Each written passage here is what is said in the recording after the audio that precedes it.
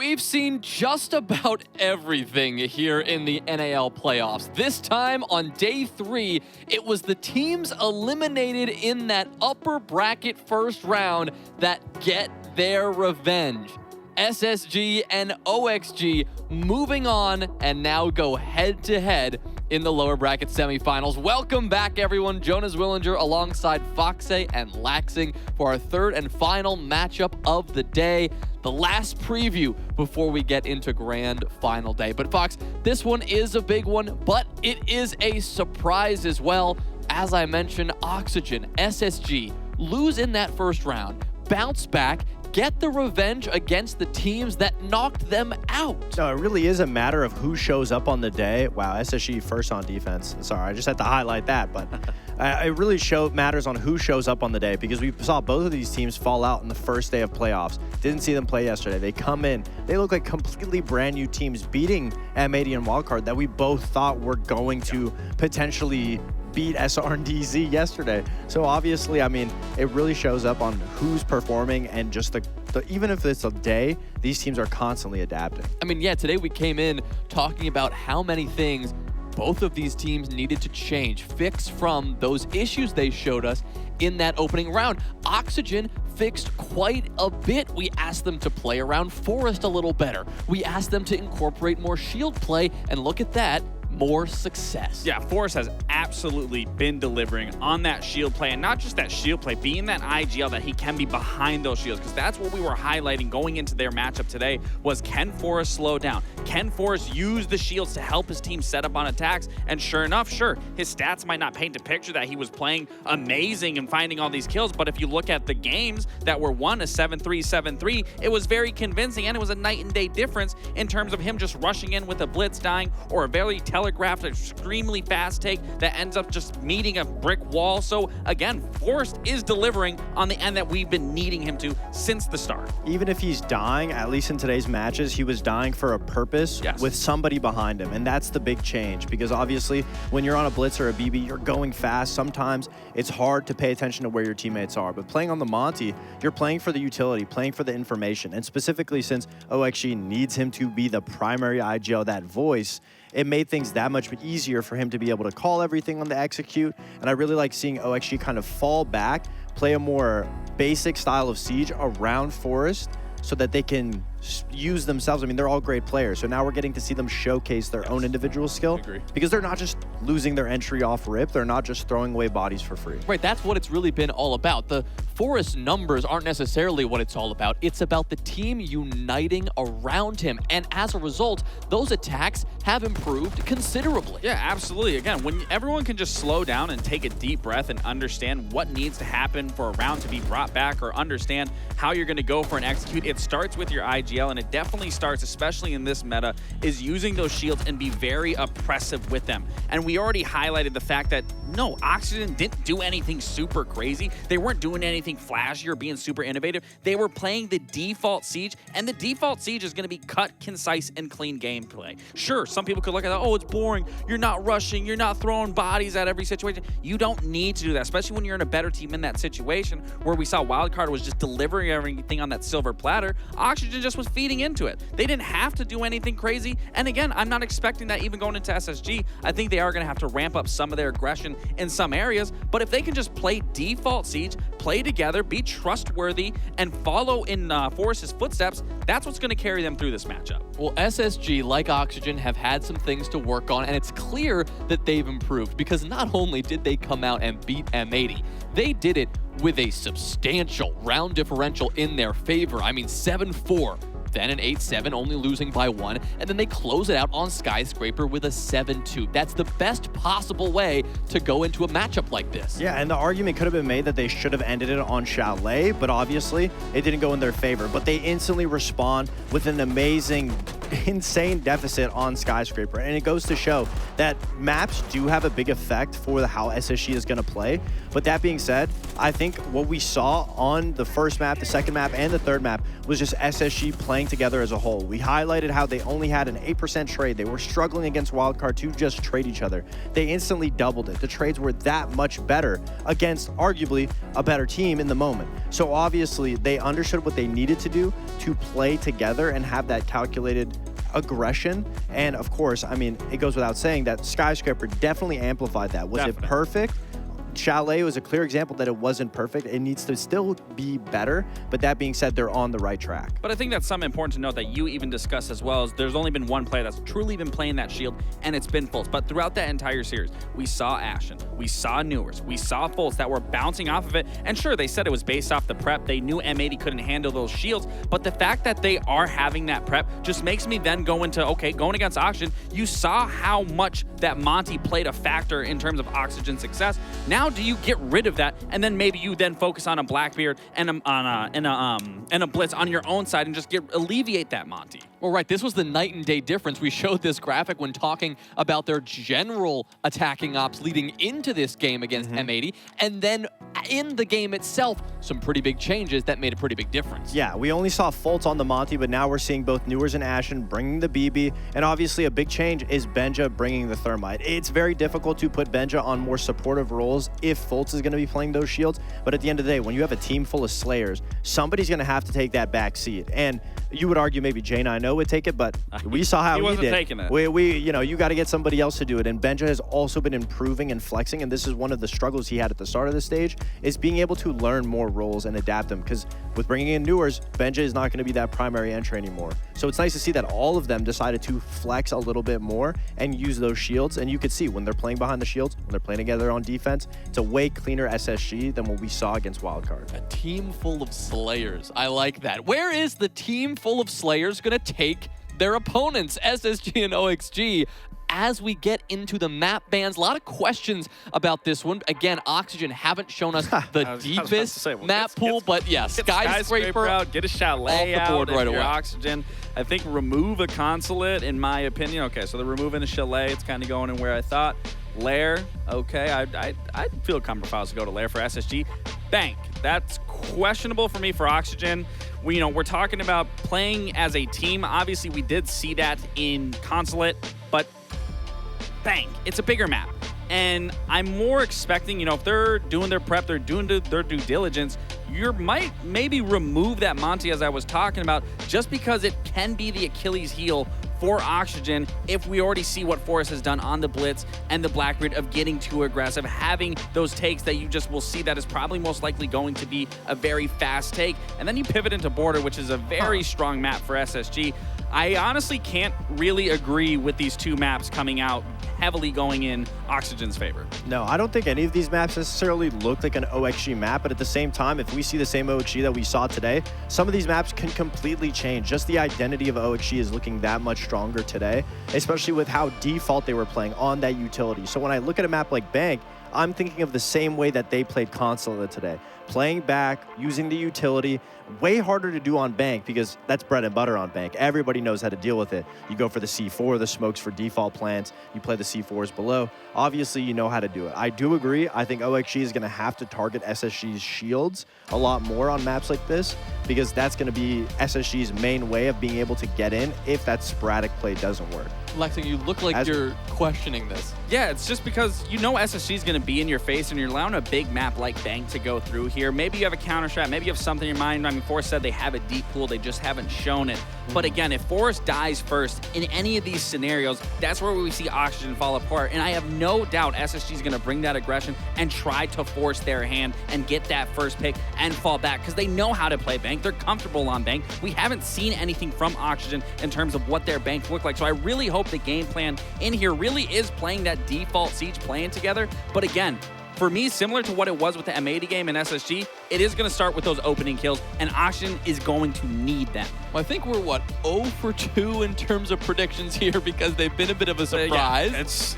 I probably shouldn't be throwing up predictions at this. So maybe you just should throw a prediction out there and we'll know what not to pick. Simple as that. Fox, where do you want to begin here? Give me a team. Give me a little bit of a reason. Obviously, unexpected results today. Hard to know. What do you think? I mean, my favorites are SSG, but honestly, after seeing the map, I don't know. I have this feeling in me to go with OXG, so I think I'm going to swap it. I feel like when I was on the team, Bank was a great map. Border was our best map by far. I feel like they definitely know exactly what they need to do to be successful on this map. And like I said, if we see the OXG that we saw today, utility based on Bank, I think they take the first map. If they play utility-based Siege against SSG's aggression, I think they would win. They've also been loving Cafe. I mean, we're seeing a lot of Cafe from OXG. They pick it every time. It feels like they have the opportunity. And here, SSG let them pick into that. Laxing, what are your thoughts? I mean, I see the decider being more of a comfort, but I'm still going to stick with SSG. I think also coming off of a 7-2. I mean, one, they almost could have closed out Chalet. It came down to a big clutch from Hot and Cold, which then, you know, that could reset your mental, everything like that. But they kept it strong through Skyscraper, coming on a 7-2, coming off of a hot series. You're only going to come into this game feeling extremely confident on Bank. So, no, don't say we saw don't what happened to SR. I'm going to stick with SSG just for the simple fact they're coming off of a very hot game and a confident game. You want to switch back? No. I think OXG's got it, but I can agree. I mean, we saw what happened to SR. When you have that first game, it is a long day. So, I mean, I'm hoping we see a brand new OXG today and the resilience shines through. Yeah, I mean, we saw this yesterday. You play back-to-back matches. You do have momentum. You're warmed up. You're ready to go. On the other hand, you sit on the sidelines. Got to find that game again. Our last few players are loading into the lobby, so while they do, we're going to take a short break, but don't go anywhere. Our final best of 3 of the day, elimination on the line, coming up next.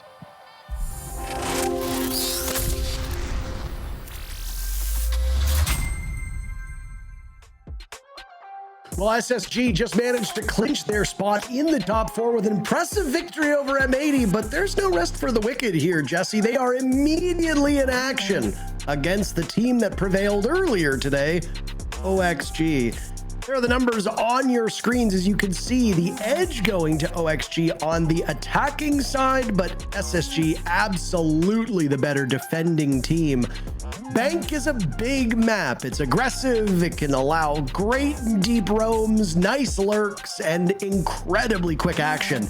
How will these two teams match up in the server as the fight for third place gets underway?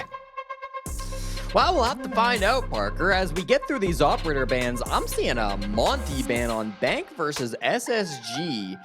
Monty plus Glaz. I mean, all right, the typical wisdom on Bank specifically is you ban Ace and you ban Habana, the 2 ranged hard breachers in Siege, because it makes getting that Kanto wall on the top floor extremely difficult. Action is as confused as I am. It's odd bans coming out against Spacestation, but maybe they know something that we don't. Maybe SSG are just trying to play it off to be cool. Not exactly sure, but those won't be the operators that are available to you. Instead, you will get all hard breachers still being left up. SSG removed both Kaid and Mira. Those are both pretty common. We see castle bans quite often, clash bans quite often, but Mira and Kaid are both very typical bans too. So nothing really surprising from the SSG side of things. OXG definitely rocking the boat a little bit, not taking out those ranged hard breachers. It'll be interesting to see how this unfolds. Yeah, a bit of a head scratcher. Are they aware that it was Kino who is playing the Glaz on M80? He's not in the server. I fear they might have done their homework for the wrong teams because you've just banned out Hot and Cold and Kino's operators. Maybe not ops that are so integral for the Space Station team. I joke, of course. Bottom 4 defense to start things off here on Bank. Jesse, you and I don't even know if we've casted Bank so far this stage. I'd have to go back through all the games that we did. But it feels like it's been eternity since we have seen it. Bank is pretty low pick rate, by the way. Second lowest pick rate of all of the maps. Skyscraper was the only one below it, and Skyscraper's actually gone up just one round beneath it. But they've gone up since that match we just saw of M80 versus SSG. Well, we'll have a take coming through. It's going to be a server-focused take, looks like, with Fault on the OSA.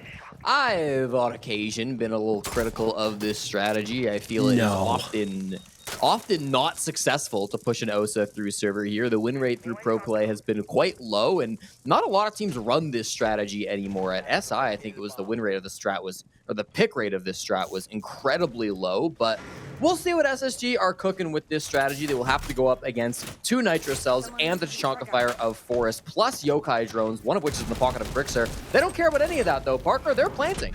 And the fire will just bounce off of this. No damage done. The Echo Blast does the same. Both Grixer and Forest miss it. Look at the exasperation on the side of SSG. Ashen looked positively radiant in that moment. Shield has been destroyed, and now the case is in a position where they might be able to long arm, and I don't know if this is reachable or not, but OXG are going to just pile on. Ashen's got the shotgun out. SSG are sweeping on through. Gomez with 1 pick. That'll be all she wrote. As SSG get the case down and win the round within the first minute or so of action.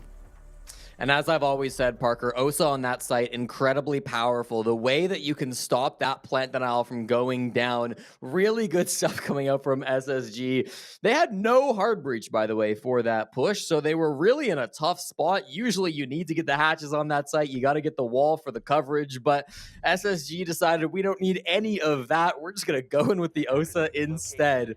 Fair enough. It did stop both the Tachanka Fire and the Echo Blast from denying that plant, so it does work out in their favor. Definitely catching OXG off guard. Beautifully played out by Space Station. Maybe not a strategy that OXG expected to see coming through on the first round of Bank. Would you like to apologize now? Would you like to apologize to the OSA strats and the OSAs out there who like to play on this map, of which you are a hater? I was literally playing OSA in Siege yesterday, too, after we finished casting. So maybe OSA's making a comeback. You did ask me after we were done if we would like to do OQ, and that was very touching, and my answer is literally never. I would never want to play video games with you, but thank you. I appreciate the offer. It's very nice, but no. The problem is you're a morning Siege player, and I'm an evening Siege player, so we don't get to play together very often. Well, you do also live 2 hours after me. That's true as well. That's true. I'm in the past. I'm in the future. I'm still trying to figure out who's going to win between M80 and SSG. I'm all the way back. I'm actually so far in the future, I know who beats Shopify. Oh, God, I just spoiled it. Parker. I'm sorry, guys. I didn't mean to. Winner of this series gets 3rd place. The loser goes home. All of these teams that are still remaining have secured top 4 in the region. Dark Zero sits alone atop the throne at the moment, though they are waiting very patiently to see which adversary will be given the go-ahead. Will it be a rematch with them and Shopify Rebellion? It's entirely possible. DZ skated their way here by getting a bye and then beating Wildcard, then beating Shopify Rebellion. Wildcard is gone, so if Shopify Rebellion do lose the lower bracket final, it will be a new finals match. OXG and Space Station will play Shopify Rebellion tomorrow in the conclusion to the playoffs. At this point in time, the things that you'll be fighting for now that you made top 4, greater prize pool, bragging rights, and of course, SI points. Gomez was the only person with a kill in the previous round, and he will get the leadoff kill here in round number 2, so a good start for him. One of the rest of OXG as they are left wanting. Adam gets on the board, guns down, Newers goes for the jump out. Looks like he runs out of ammunition. Benja tries for the swing in, but Gomez shuts the door on that. Look at all this repel play from SSG, and what has it landed them in? A little bit of hot water. It's Fultz and J90 as the last 2 standing. Yeah, I mean, they had a fun little Rauer strat coming in here with the Capitao as well, but it hasn't really worked out the way they wanted it to. Everybody on OXG happy to capitalize on those players swinging in. Usually Rauer on this site will go towards stock to make it a bit of an easier entrance in stock. This time, that's not where they used it. Fultz considering it as a late round position, but deciding against it now as he walks in top square. 45 seconds and Diffuse get in hand. So if Fultz can lurk through and get a couple of kills, there is an opening to win this round, but certainly won't come easy. Panel deployed. Don't like these chances at all for Space Station. OXG just need to sit and be patient, and they're doing an exemplary job of it at the moment. Fultz looked like he was going to scoot on by, but instead will now take the engagement over towards conference room. Yaga can see right through that one, as can Grixer, and OXG do not let the 2 players from Space Station accomplish much of anything. A small sip from the Coke Zero of Grixer, watching his sugar intake, but still getting the carbonation and caffeine that he so desires to keep him in the game as OXG gets on the board.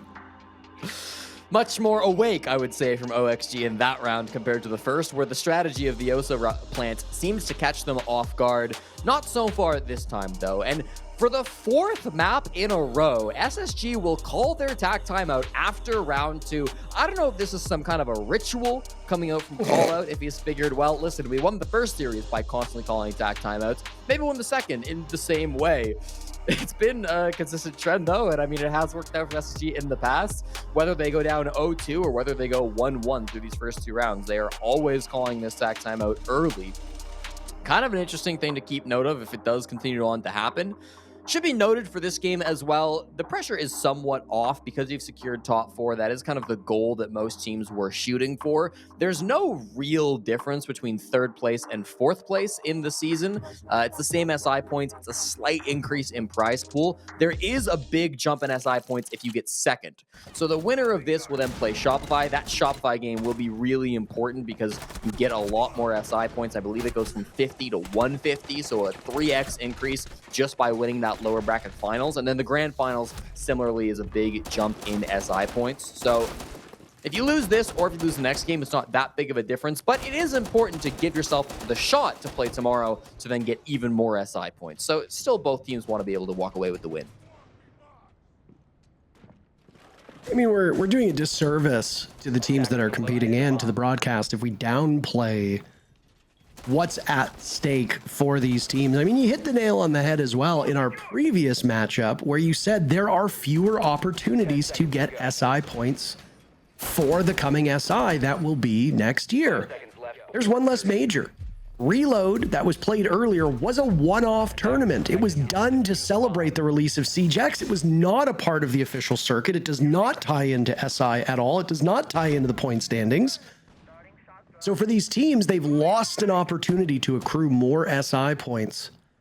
You got to make up for lost time where you can. All of the remaining 4 teams are acutely aware of that.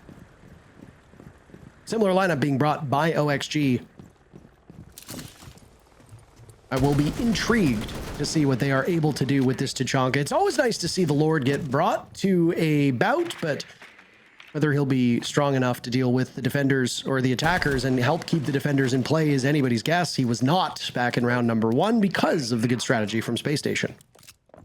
It's a full anchor setup from Oxygen, and this time there's no rushing going on from SSG. They've got a very standard op lineup with lots of hard breach, the sends walls for the execute, so don't expect any action into the last 45 to 30 seconds of this round. It'll be really up to SSG to decide where they want to take this execute, because usually you would go server, you'd want to open up the walls, open up the hatch, and then you can make that push through. But if you go server, you're going to deal with a lot of nitros. That Tachanka is going to be looking at you the whole time. There's almost certainly Yokai's positioned in that direction. So sometimes you'll see teams try to drop gold, dropping through elevator. With J90 doing excellent Habana work, they will have every option available to them as to where they want to push. This sends wall makes it really awkward, though, to get some of those denials off. So I would anticipate Faults throws down these sends walls and then chooses maybe an unorthodox plant spot to try to confuse the Tachanka, confuse the C4 operators, and hopefully be able to sneak that plant just past them. Out go those flames in front of Yaga, who's a little bit farther back. Smokes will go out again. Warden has been a staple so far because of his ability to see through the smokes being brought by Spacestation. Yaga will be very well situated to receive these attackers when they get into a position to influence the execute. Gomez will die first. He's been involved in some very big moments up to this point. He'll sit on the sidelines for the remainder of the round as now a drop comes in through elevator. Ashen's patience on main stairs will be rewarded, and he looks for yet another, and he'll claim it. Yaga, vaulting over in a bit of an ugly fight, manages to take down Ashen as they both needed to reload, but SSG will get the cleanup kill as they had conquered the rest of the bomb site. Spacestation answer back, their timeout works, and they regain the lead. Yeah, excellent coordination on that push on in. Ashen giving credit where it's due, certainly not sarcastically in that round. Ashen, of course, on the Dokkaebi, managed to just walk down those main stairs. Jane, I know, was doing a lot of distracting from over inside of elevators, so Ashen had a great opportunity.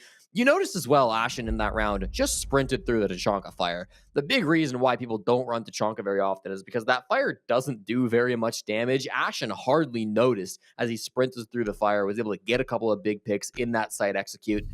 It's good if somebody's going to be planting the defuse kit in that fire and they'll be sitting in it for 7 full seconds, but against any player that wants to get aggressive, it can be really, really weak for the amount of damage that it deals.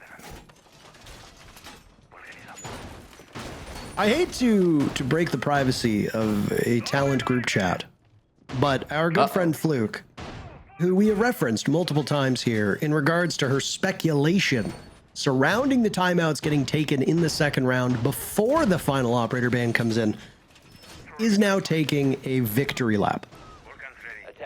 Fluke is saying, and I quote, "It's gotta be because of the second wave of bans. My conspiracy is confirmed." So, we have no choice but to celebrate Fluke and say, of course, you were right. We don't actually know if she's right, but we're just going to say it for the sake of saying it.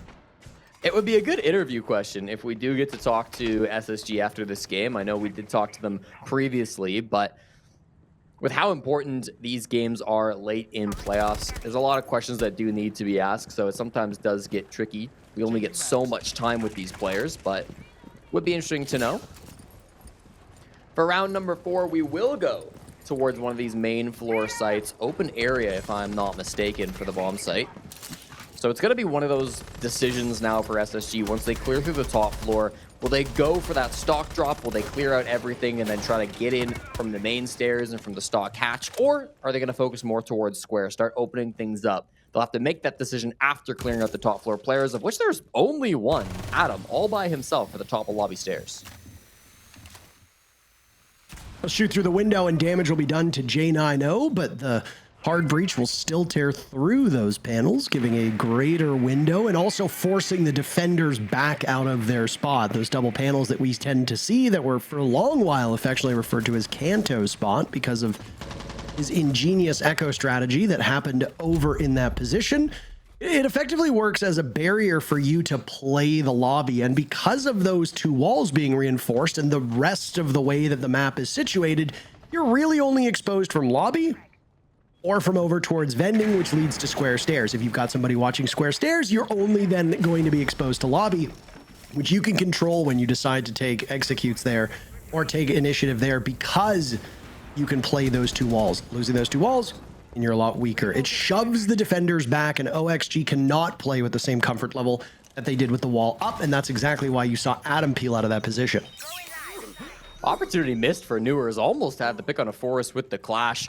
OXG playing a very passive style of defense, similar to what they were doing in their previous matchup to get to this situation in the lower quarterfinals, but not enough information. Ashen on the Blackbeard falls to Adam in the elevators. We saw a drone just in front of him, but Adam must have avoided a nice stealthy play coming out from Adam on the Goyo. Now his cross is being covered. If he wants to leave that room, he's going to be shut down by J90. Even still, though, the time he's wasting is exceptional as SSG's push just continues to stall. Benja looking around for something. He's still got utility, flames, and smoke to go out. Fultz in the midst of the site now. Yaga taken down because of it, and they will now need to cover Fultz as it seems to be going quite well. Adam dies. Gomez with a fadeaway nitro cell stops the diffuser in its tracks. What was Newers hitting? No, the table absorbing all the bullets. An opportunity missed, and now Benja will need to jump on in. OXG might have just been given a great round because of environments and not because of themselves. That is a heartbreaker. Newers must be fuming, and OXG take the round. Oh boy, that is a tough way to be able to lose it. They were so close. SSG felt like it was surely going to make that plant go down, and then I don't know how Newers, we had the earlier kill or the earlier lack of a kill too in our first series, Parker, where a leg was just not able to be hit. Sometimes Siege gives and sometimes it takes away, and that is exactly where we're at. Spacestation very nearly making it work, but it'll be OXG to tie things up. A real identity forming from Oxygen as they have consistently been playing these very slow and passive styles of defense that allow the attackers to waste their own time. We saw it in their first series of the day up against Wildcard. We're seeing it again today. It's a style of Siege that suits Oxygen extremely well. And part of the reason is because they've got such good anchor players, including Gomez and Forrest, there on the support. Stuff like that's really going to get under your skin. You just need to get over it. But I would love to have heard what Newers had to say. We have cut to him a couple times after he's been triumphant, but I want to hear him now in the gallows down when he's quite miserable over a bad round. It sure looked like he should have had that pick onto Warden, which would have completely changed the tide of the attack, especially inside of staff area. It would have forced Benja to not have to vault in to get killed immediately. At least I think it was Benja, if memory serves correctly. But either way, SSG had to react to losing that key part of the map. Let's turn our focus to something a little bit cheeky, though. Our good friend Fofo-san XD Forrest against his former team will be rocking the Caveira. This is a big map. Cav does tend to excel on Bank. It is one of the few maps where she is not considered a suboptimal pick. You could argue whether there are better picks here, but if Forrest can stay hidden, Jesse, this can be quite the surprise for Space Station. Parker, if there's anybody who should be able to predict a Forrest Clash pick, surely it's got to be his former team of Space Station. This still could catch them off guard, but we'll have to see if SSG do ever recognize that there is a Cav down in the basement. They're not really playing positions that the Cav can do much in. I mean, most of these players on Space Station are out on rappel, which, yeah, Forrest, if he gets to lobby, could shoot them on the rappel, but he's certainly not going to get an interrogation as they're out there. Would have to be a ridiculous play, maybe a jump out the window and somehow everybody dies, fails to cover. They'll start by opening up this elevator wall as the Habana pellets go off. Once again, you'd expect those to get banned, but that's not the route OXG went with, so that wall will be a lot more vulnerable than what we've seen previously. Good util clear so far as Forrest is still just sitting still down in the basement. Just wait. Just wait for them to come to you. I mean, Cav's pistol also does an incredible amount of damage at close range. Newers has just found that out the hard way. Obviously, a Cav being on the board is now something they're very well aware of. Around the corner, Fulton J90 with the right reads, picking apart two separate players on the side of Oxygen, and now they will blanket the bomb site with that Sen's concealment. Forrest will have to do his best to get back to the bomb site as quickly as possible, but he's got some support from the rest of OXG. Gomez, in particular, having an extraordinarily good game, breaking 7 kills here in the 5th round. And things have just fallen apart for Space Station. They had a frustrating and disheartening previous round. I don't know if they're still feeling it, but they're about to have yet another, unless the Dane can pull something together in these final 30 seconds. OXG sitting and waiting. Out goes the smoke. The vault in from Benjamaster. He also having trouble hitting his shots. What is going on with Space Station? Have they packed their guns with blanks? OXG wins yet another, and they take the lead. They're not exactly getting fair gunfights, whether they're winning them with Forrest getting the opening pick on that Cav, or whether it's during the execute. It's going to be a player like J90 who is rappelling in and dying as he goes down, or whether it's going to be Fault mid-plants trying to get the defuse kit down as he dies to Gomez. Then feels almost like they're overcomplicating these executes. That Sen's wall goes out. You've got multiple players trying to get into the top floor at the same time, whereas it might have just been simpler to smoke it with something like a Capitao and then have everybody else cover from the windows. Either way, SSG currently certainly had a game plan going into that.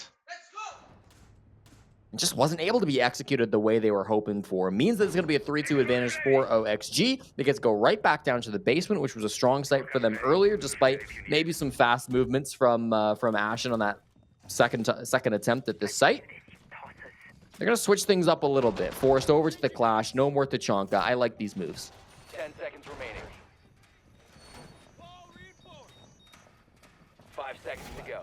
Clash will be a staple for the remainder of, I imagine, this game, unless we see a ban come out in the second half. Similar to how Glaz works on attack, Cav does the same thing on defense.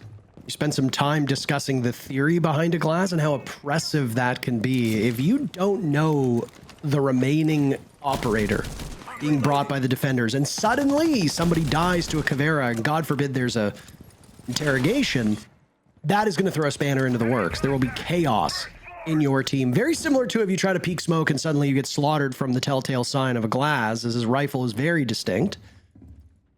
You can't really plan for it, but you have to immediately deal with it. Whether the glass gets the kill on attack or whether the Cav gets the kill on defense. Forrest was striking fear into the hearts of SSG there, now playing a much more stable operator. And it's a slow lineup from OXG, right? They've got the Castle, they've got the Smoke, they've got the Goyos, they've got the Clash, and with the Fenrir, all of these operators are going to work together to slow down your advance. Just troubling on a map like Bank for Space Station because A, SSG wants to be a quicker team, but B, it's a big map. You can already be a little bit slow if you decide to take your time drawing it out. But they are extending outside of the basement quite heavily compared to their previous defenses. It's almost a little bit faster in that respect. SSG opening pick at a minute 44. You wouldn't have seen that with their previous lineup. So they actually are allowing SSG to get a lot of space early. Already in garage, looking towards gold, and just Benja and server. Benja will get 1 kill in this round, his first so far, so he'll go without the first half being empty-handed, picking up yet another, and the Bailiff in the hands of Ashen is too much for Forrest to deal with. He's knocked asunder. Adam fighting for his life now, protected on one side by a castle barricade, and the Vector can chew through the best, but not JNO on the ground with his pistol out. Space Station manages to salvage the final round of that first half, drawing even with their adversaries. But again, you do have to wonder, if Newers hadn't been perfectly aligned with hitting that table, if he'd killed the Warden in that crucial 4th round, would that have changed what we're looking at right now? Possibly, but you have to move on. We will do so. SSG has moved on, and with the side swap, they are literally going onto different sides of the map. A perfect 3-0 on the bottom floor and then nothing for the top floor is somewhat interesting to see on Bank, but way it goes sometimes. For SSG on that push, once again, being able to find the gap, right? There was a lot of pressure towards main stairs, a lot of pressure on elevators. The whole castle setup on the main hallway was really cool, but then 2 players drop straight into gold. It's not really being watched. You've got eventually players taking control of that main stairs position as well. So I love the timing from SSG on that. Kind of does come down to a battle of pacing, right? If OXG want to slow the round down, SSG want to speed it up, whoever can kind of dictate that pace is often able to walk away with the round wins. SSG easily able to make that round fast, walk away with the victory of it with a good sight hit. Neither of these teams is banning out the Ace plus Habana setup for the opener, so they'll both choose to take different options. For SSG now, it'll be the double shield.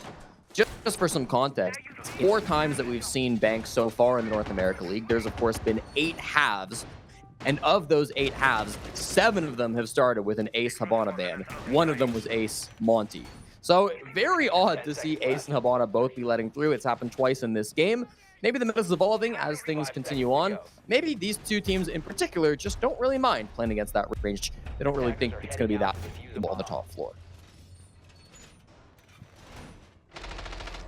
Keep a laser eye on Forrest's operators, by the way. He's running the Fuse Shield, I would have to imagine. I haven't seen his operator loadout yet. He's still on drone, but I mean, probably. The idea being with the 2 shield bands that he's going to be on that Fuse. I have not really loved the Fuse picks so far, to the point where I would argue, and I might do so wrongly, and some of the, again, the brighter minds are welcome to speak up here. I would argue that Fuse is oftentimes a suboptimal pick.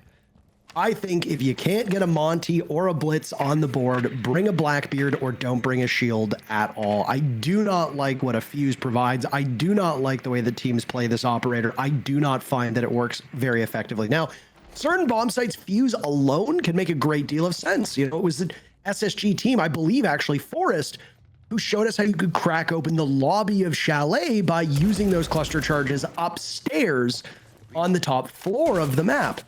Bank is different. I mean, if you want to flush out open area, put the Fuse upstairs, that's great. It's his cluster charge that will make the most difference, not necessarily the shield. Most of the time, I'd say just bring the Blackbeard. It was interesting before Blackbeard got added to the game, but after Shields got buffed, we saw the highest fuse pick rate in Siege history because he was being brought as a replacement when one or both of the other two Shields were being banned out. Sometimes it would be a Monty ban, and then you'd bring two Shields with the Fuse and the Blitz, or plenty of different combinations. When Blackbeard got added, Fuse's pick rate tanked right back down to where it was before Shields got reworked. So yeah, it's odd seeing Force bring it out now. The cluster charges, you can get some utility with them, right? I mean, you can maybe clear out some of those Goyo canisters. Might be the idea if you can use it on the sight hatch. If there's going to be maybe some of those bulletproof cameras that you can clear out as well. I can see the logic in trying to bring out these cluster charges, but for the actual shield, it's certainly a far cry from what Blackbeard can bring to the table. Hard Breach is going to be very, very awkward on this bottom floor. Again, Ace and Hibana are an option, so usually this mirror window would be counterable, but they haven't brought them on the side of OXG. So just the can openers, if they want to plant from this side of things, Force on the shield might make it a little bit easier, but it's still going to be very predictable where he puts that defuse kit down.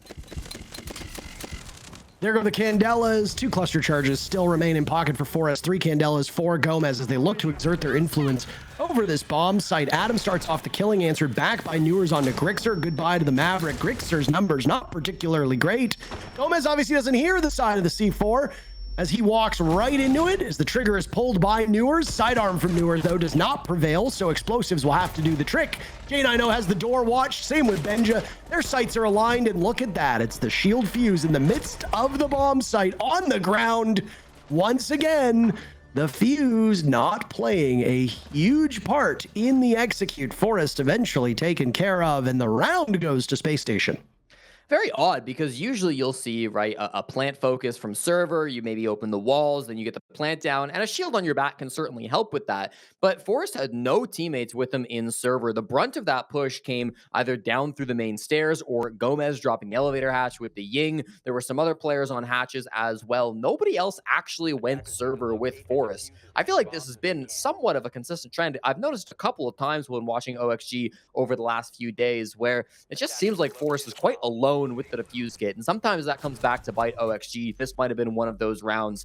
The hatch play was still strong, but there were some really strong answers from Newers, who got some critical kills, and then Jin, I know, some fantastic sight play as well to kind of end that out. He's been having an insane day throughout the last couple of hours as he was the MVP to take down their first opponent, and now here against Oxygen, still putting up big numbers. 10 seconds remaining. Did we really expect a matchup that would not be this close? I did not have many expectations here for 2 reasons. Number one, both of these teams have already been in action today. Space Station was given very little time to prepare for this match. That's the way the lower brackets go. I understand the frustration that teams might feel and the fatigue that will come in from what could be a 6-map day for Space Station. But I suppose you can avoid this by simply not getting into the lower bracket in the first place. That said, teams will also tell you that while 6 maps can be a grueling schedule, it's similar to what they scrim and what they practice. So they're accustomed to playing this long. Obviously, again, scrims are not the same as an actual game day. But SSG might also be warmed up. This break that OXG has might actually be their undoing. We'll see. Forrest has been downed on that fuse shield, immediately rebuffed over by Electrical. Gomez trades Benja out, so both teams find themselves in the same spot that they were in, into a 5v5, just minus some utility. I will say that's a devastating loss for OXG. They've lost all the secondary gadgets, they've lost the shield, they've lost the cluster charges. SSG will go down in numbers. The best player on the side of Space Station today has been J9O. He will be gone. That means more players on SSG will have to pick up that mantle, and it'll be Ashen and Newers to do it, each with a kill to their name. Newers has died. It's Fultz now on that smoke, completely starved of utility. He's out of gas with 1 minute and 40 seconds left. That's a bit early, Jesse. Yeah, and they don't have the fuse kit either. Yaga fell with it inside of Archive, so it will need to be recovered from Grixer and Adam if they want to go for a plant-focused strategy. There's 1 Nitro in the pocket of Ashen, so if they do want to plant, that'll be their primary real roadblock in getting that objective down. I think they know this on the side of SSG too. The way that they're playing suggests that they know they can extend a little bit more towards Archives. It's okay if they get in through stock. They were playing stock, but with the hatch reinforced, they will have to push down these square stairs or the main stairs, as Adam might be headed towards now. They've got their time, though. They've got soft breach as well, which Grixer can use on his secondary gadget. They're going to do their best to take this as slowly as possible, pick the right game plan, and dropping the janitor hatch would not be the right game plan, as there is a nitro aimed and ready for this play that Adam is about to make. Look here, Ashen punching the cubicle down below. What office worker hasn't wanted to do that to their space before? Nitro sell out. Don't advise office workers to do that. Ooh. It's shot away, though. Taken care of. They were prepped and ready for it. Ashen now quarterbacking this defense, playing by the bomb chassis, wading through the smoke. He's got some pings to assist him. One over towards double doors, the other in small office. Ashen doing some damage to both of them, but not enough. That pea shooter just can't be handled properly. Volts could go for the retrieve here, but he needs to be wary of where these players are. Ashen secured, and things for SSG have just not gone the way they want. Now it'll be Adam with a shotgun of his own, reaching up to the SMG in hand, but Grixer gets the job done. He planted the diffuser inside of staff area. All Adam needed to do was keep Volts at bay, and he succeeds, while Grixer gets the final kill to give his team the round. Excellent backup plan coming through from OXG. Their main plan was to completely flood the site with chaos. They had candelas, they had smokes, they had a glass to see through those smokes, they had Sens walls, they had Forest on the shield. Everybody except for Grixer was playing something that was meant to completely disrupt the defenders, annoy them, take away their ability to see so they could get some chaotic plant down. But it didn't really go that well. Forest was the first person to die. Then there were some really nice aggressive moves from Newers, as you're seeing, which equalized that man count down to a 2v2. But Adam and Grixer never panicked. Took their time, really slowed things down, regained the defuse kit. I truly thought that Nitro Cell from Ashen was going to end the round as it stood, but Adam was so smart with it. He smoked the doorway so it would be less obvious when he was dropping. That made the Nitro Cell a little bit late to come out, and that allowed Adam to shoot the Nitro before it went off. I think if Ashen gets that kill, it's a completely different ball game because you cannot plant in the 1v2. Really well played by OXG, not losing their heads, always staying calm under pressure.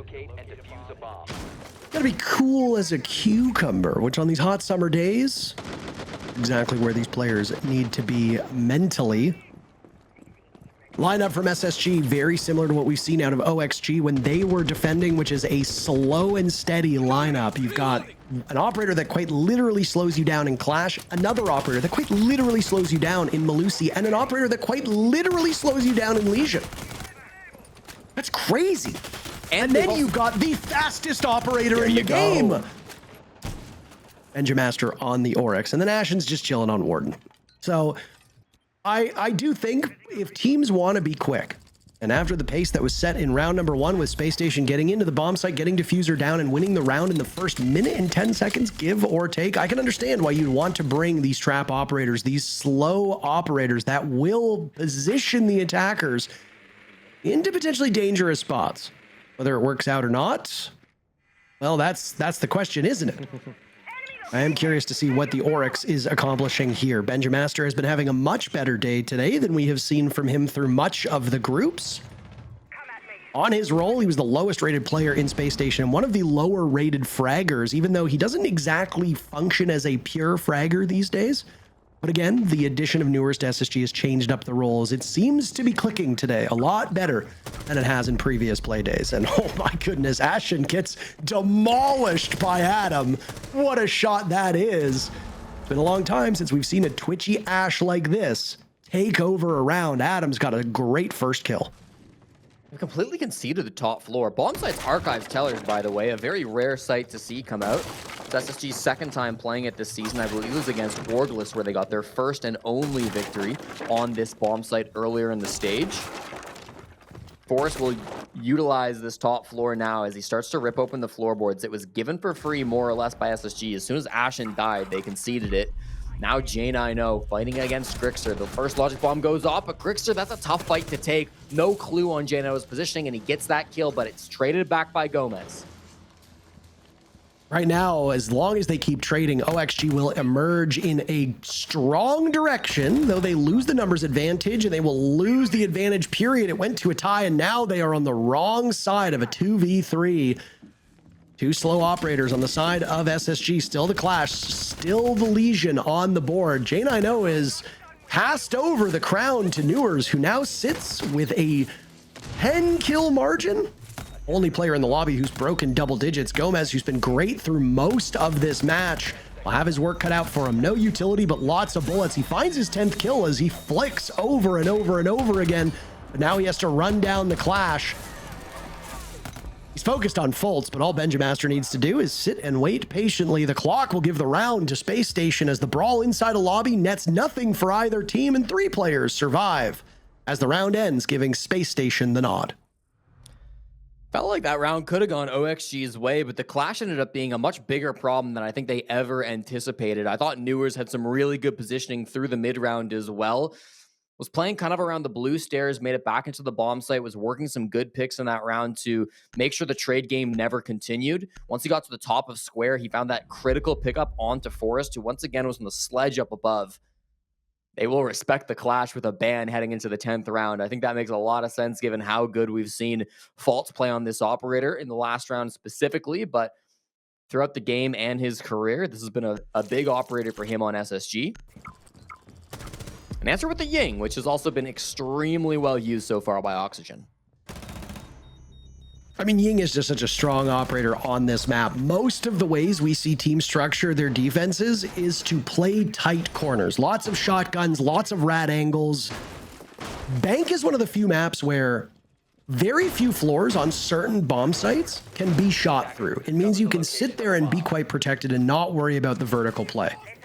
A great example of that is the Lockers bomb site down below, the B bomb site. The entire floor above you will keep you safe.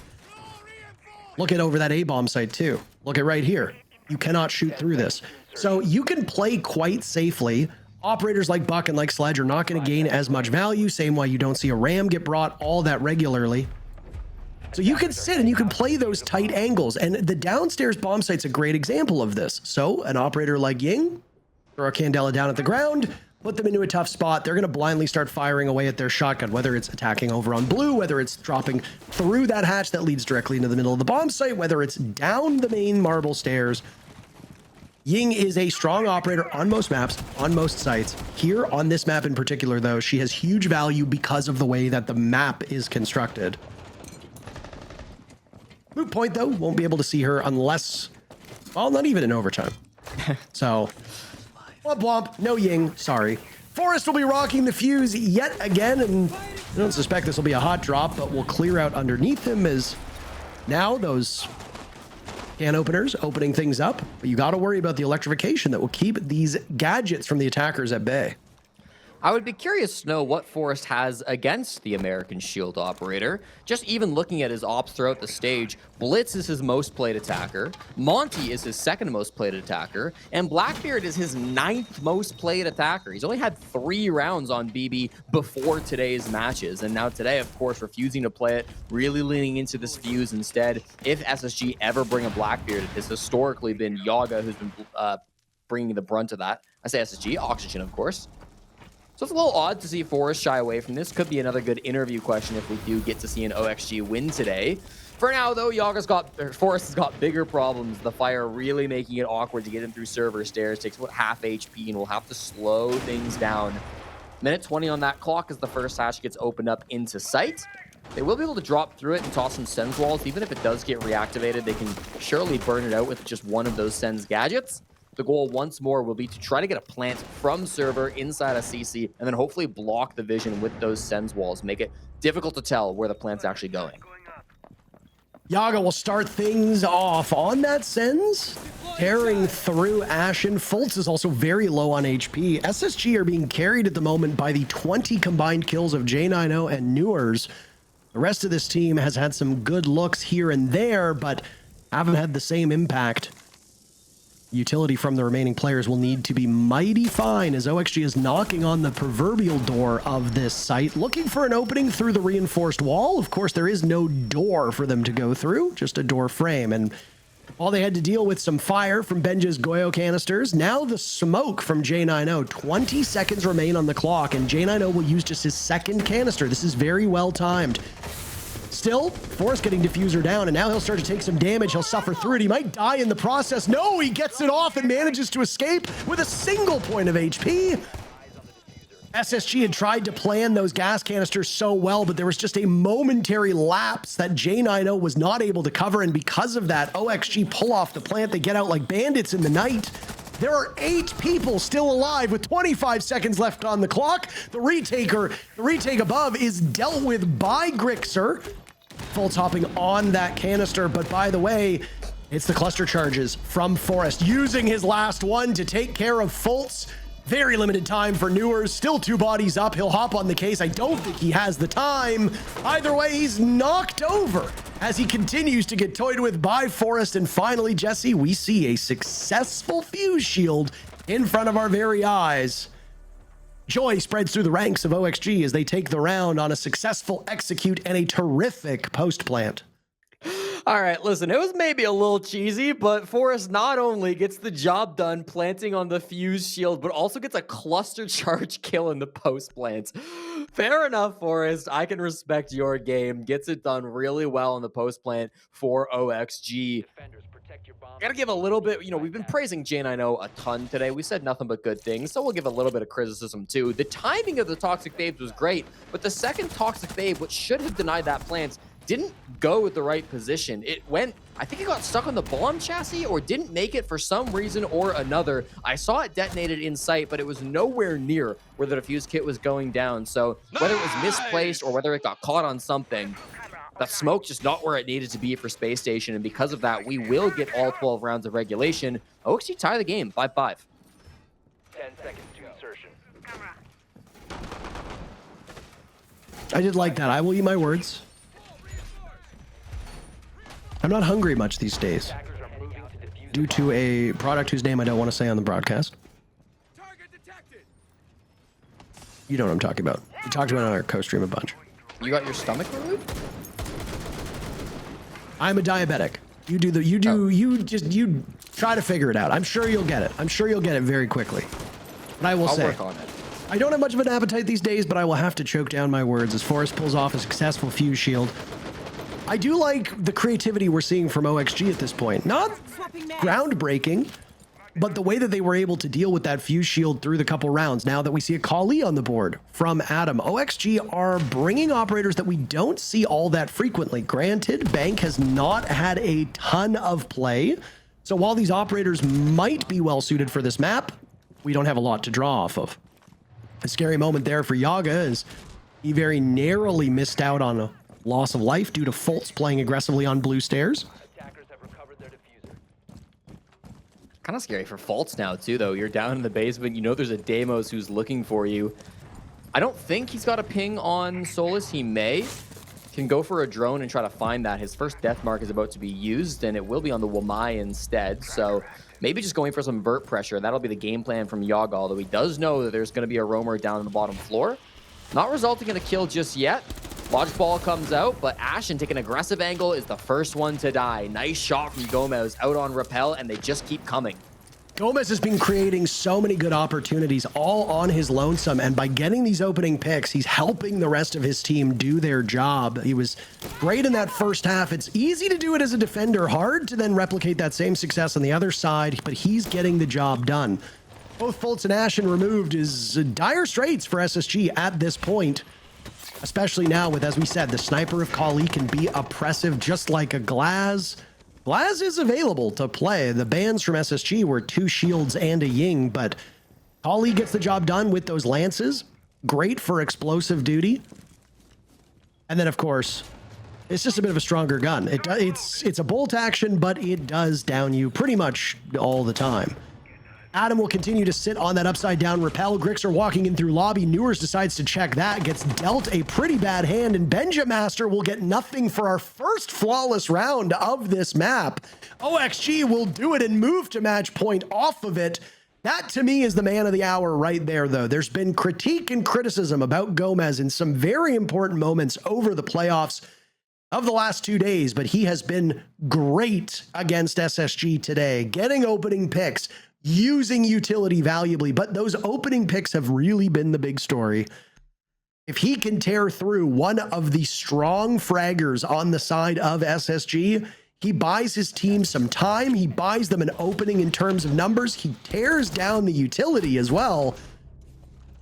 Gomez's heroics and efforts cannot be ignored, and OXG is benefiting greatly from his play. He got the final kill in the round as well, so not just starting things off, but also concluding the round. OXG now finds themselves up on bank and about 3 minutes away from moving on to border up 1-0.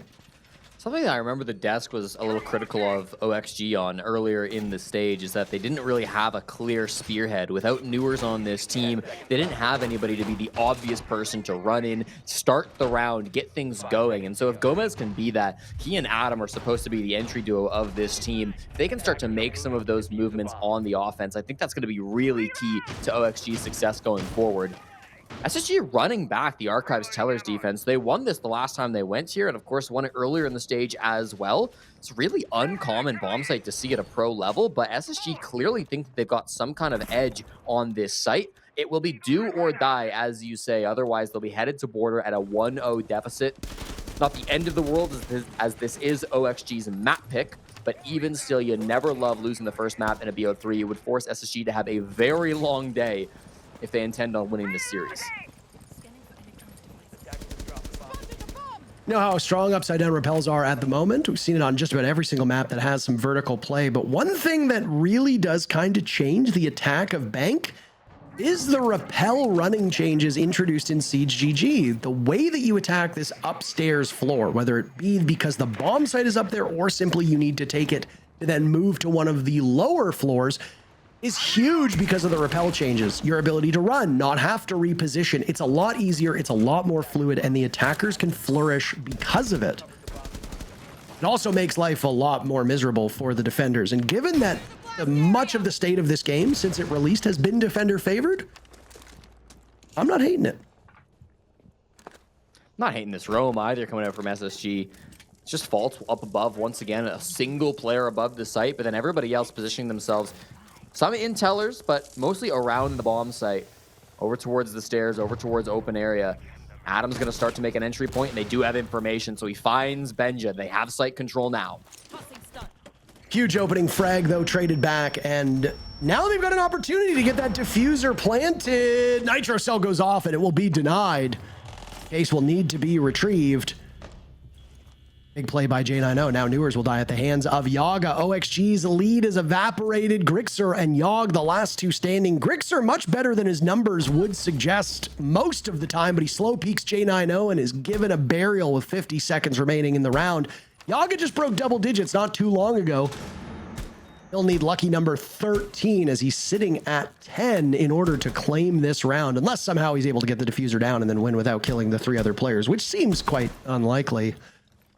They know where he is. He keeps firing away at the soft walls. There's one player inside the lobby, one sitting inside of the bomb site. They've got case control on the side of SSG, so Yaga is in a devastatingly bad situation, and he will continue to be hunted down, making no shortage of noise, working his way over towards small office, and, well, SSG are on a feeding frenzy. Fultz will be the one to gobble him up, and match point denied. A huge round by Spacestation.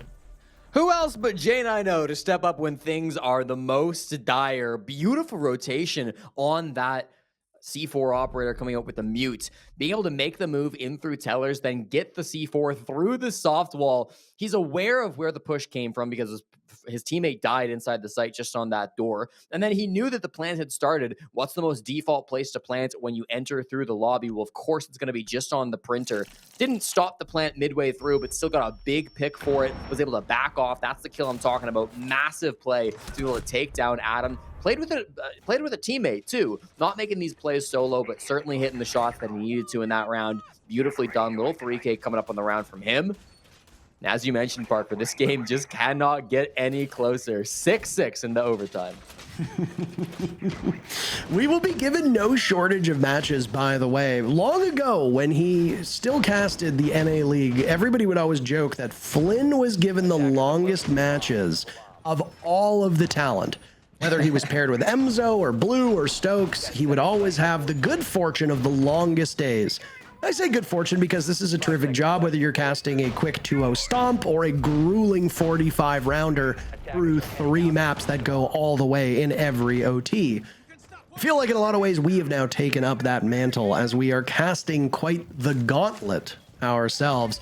I will say, I don't mind long matches, especially if they are good. And so far, we have been treated to some excellent games so far. There's been no shortage of issues here. None of these teams have been playing perfect Siege. Dark Zero certainly hasn't. They sit on the top of that throne, as we said. Shopify Rebellion haven't either. And of course, that's going to continue on down the list. But every team is going to make mistakes.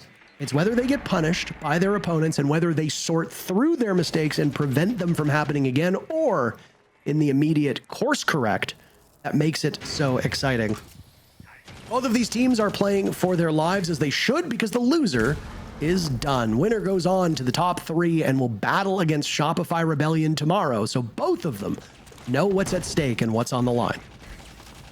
Top floor defense from Oxygen. This was a successful site for them previously. This is the site as well where SSG used to bring the Glaz. That would be Ashen who would previously play it. So maybe some sense coming in from OXG's operator bands too, just to retouch back on that.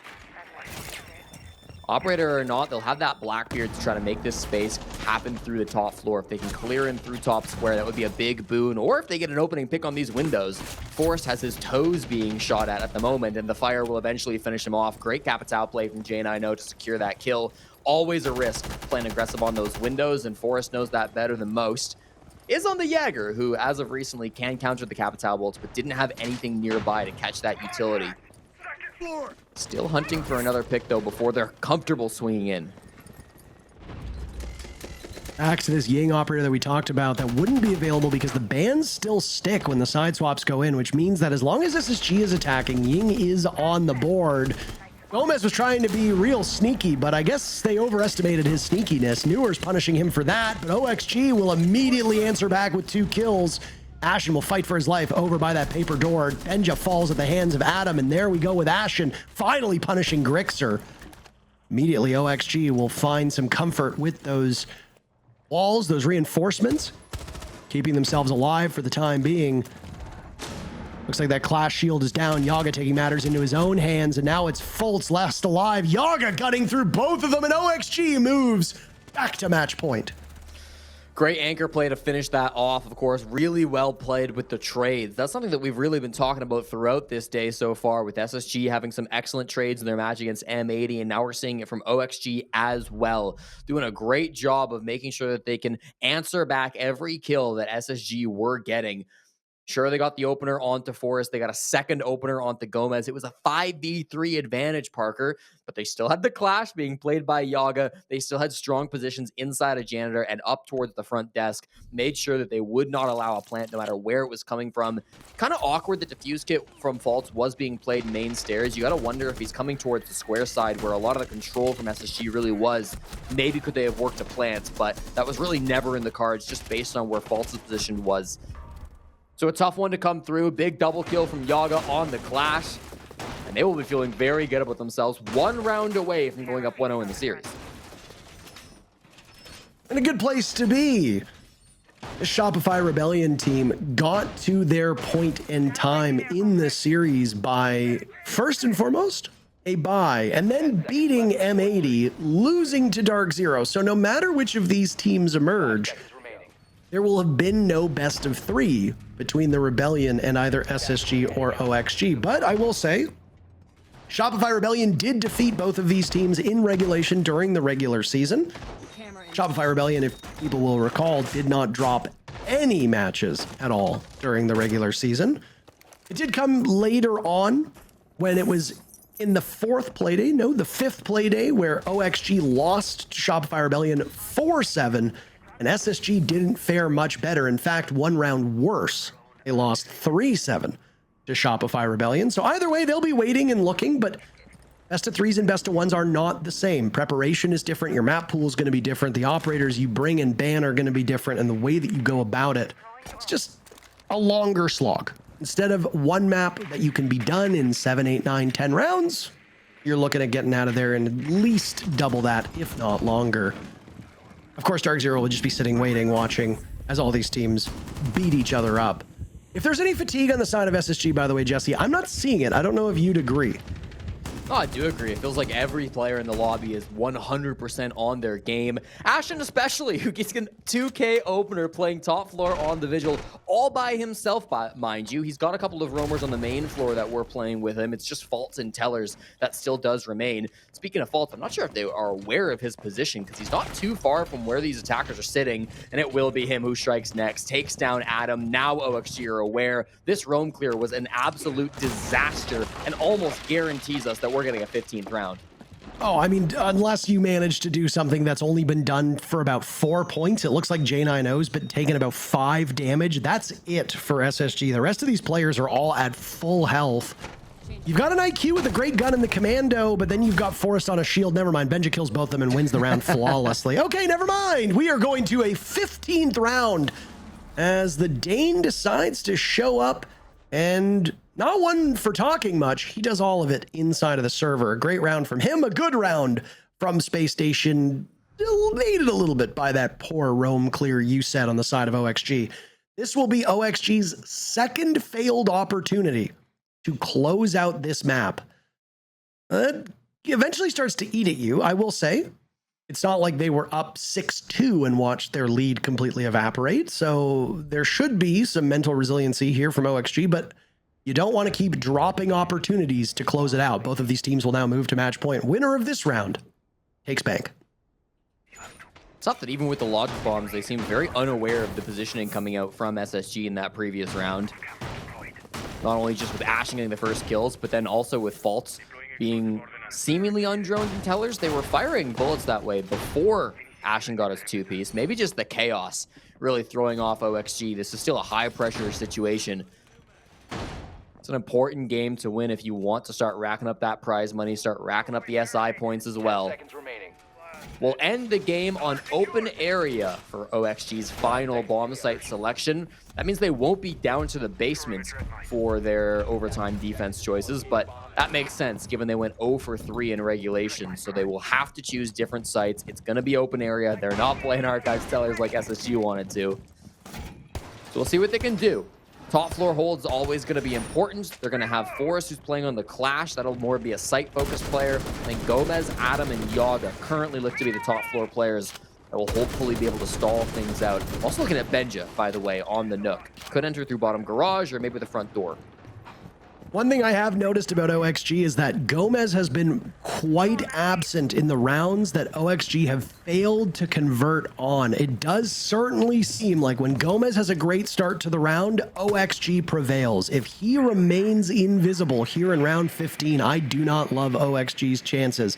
I will say, though, Yaga has been getting some seriously high-value picks over the last couple rounds, trying to keep the team in it. But for some of these rounds, it has looked like very nearly a one-man show. I do need to acknowledge that Adam has also had some great looks, too, and is doing his job quite well. But OXG as a whole, some rounds seemingly struggling against this SSG fragging potential. Newers is leading the lobby at the moment with 15 kills, and he'll be on Ram, an operator we said we don't see all that regularly. But it will be done to put pressure on these main floor players at the moment, of which Grixer is being hunted down and hounded by a drone. He's got Adam not far removed as backup, and oh my, OXG all bunched together at this current point in time, waiting for Benja to strike and catch one of them off guard. They know Adam likes to play inside the elevators. That was his position previously on this bomb site. Got a very big pick onto Ashen, if you'll last remember, when he was playing the Blackbeard. The Clash is here to distract as well. If the Nook is going to walk up main stairs, I mean, it's not going to be very secretive from Benja. Instead, Grixer strikes first. J9O goes down. Grixer's panicking, though, as the Blackbeard comes for him. Doesn't win the fight, but managed to get at least one pick before he goes down. Now it's a 4-on-4. Benja's still at the bottom of those main stairs. Ashen able to reset. Adam has not left these elevators. They should know his position. Ashen died to him previously. And they don't. So Ashen runs right on by, and the main obstacle of Forrest, still standing over by beepers, persists. Benja was hoping for a stealthy approach. Out goes a nade, and it will scare him off of that spot as Adam comes for backup. I like this defense from OXG right now. I, once again, will eat my words. Forrest made me do it the first time. I might have to do it here with Gomez, as he's been invisible with the rest of the team, showing the depth that OXG has. Smoke, gas, fire, all blanketing the main entry point as it's a drop in from the Nook, running directly into the clash around the reinforcement. Cannot outduel Gomez, who's slaughtered by Newers, finding a double, a break on in. Newers dropped. Fultz will need to save the round, but he'll run out of time, and OXG will snuff out Space Station in map number 1. All the play comes from Forrest as well in that previous round. I mean, huge momentum from the clash, was able to get so much information, was on 1 HP, but it just didn't seem to matter. They couldn't find that last bit of damage that they needed, meant it was too awkward to make that push in through bottom square, and all of the information was being fed straight to his teammate of Adam. Really well played at the end there by Forrest. He was barely live on the clash, but that was enough. All it takes is one big moment from one big player. That man right there was instrumental through much of the game. Didn't have a huge impact in overtime, but you don't get to OT without Gomez's contributions. The depth on Oxygen, just a bit too much for SSG to tussle with. We've still got at least one more map, though. Sit tight. We'll be back with more Siege.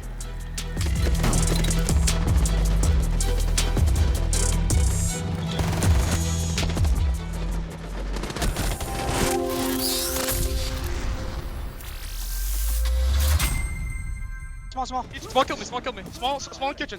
They're both. I'm dead. Just live at him. Just live. Nice! Kitchen.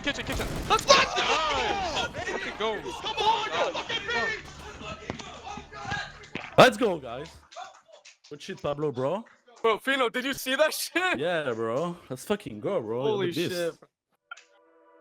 Maybe the least surprising thing of the day, this one going all the way to round 15. We've had quite a day, and it is going to still stay as competitive as ever. Guys, I mean, this one was an all-out brawl from the start. It was back and forth the whole time. There we go, round 15, and finally, OXG takes it. Yeah, absolutely. I mean, I love what we saw from both teams. I really liked SSG's innovation on their attacks, constantly trying to swap it up. But their defenses, I mean, I feel like OXG just kind of had them a little bit beat. I mean, it was going back and forth. OXG, when we talked about that utility game from what we saw earlier today, that's exactly what we saw coming into it. They were always having the utility. A lot of those rounds that SSG would try to go for something, the utility was just too much. So I like this area of OXG taking a step back, playing a little bit more basic, but now they're getting comfortable. Now they're adding the elements of utility that they can bring to it, changing it up and feeling a lot more confident to be able to take that and adapt it and make it their own way. And that's what we wanted to see from OXG. Yeah, I mean, again, Oxygen. I mean, that round right there, it was kind of perplexing for SSG to go unbeknownst of not checking any of the elevators. I mean, typically, you find someone in those elevator chutes right there, and the fact that they didn't check that, I love them. I have been known to hide in those elevators from time to time. But, I mean, overall, both teams really showed great tenacity in this match. It's just Oxygen, I think, really is understanding how they want to address their attacks, which I think has been making the world's difference for them of having better results. Well, you mentioned the elevator play as we were watching it. You said live, I don't think they know he's in there.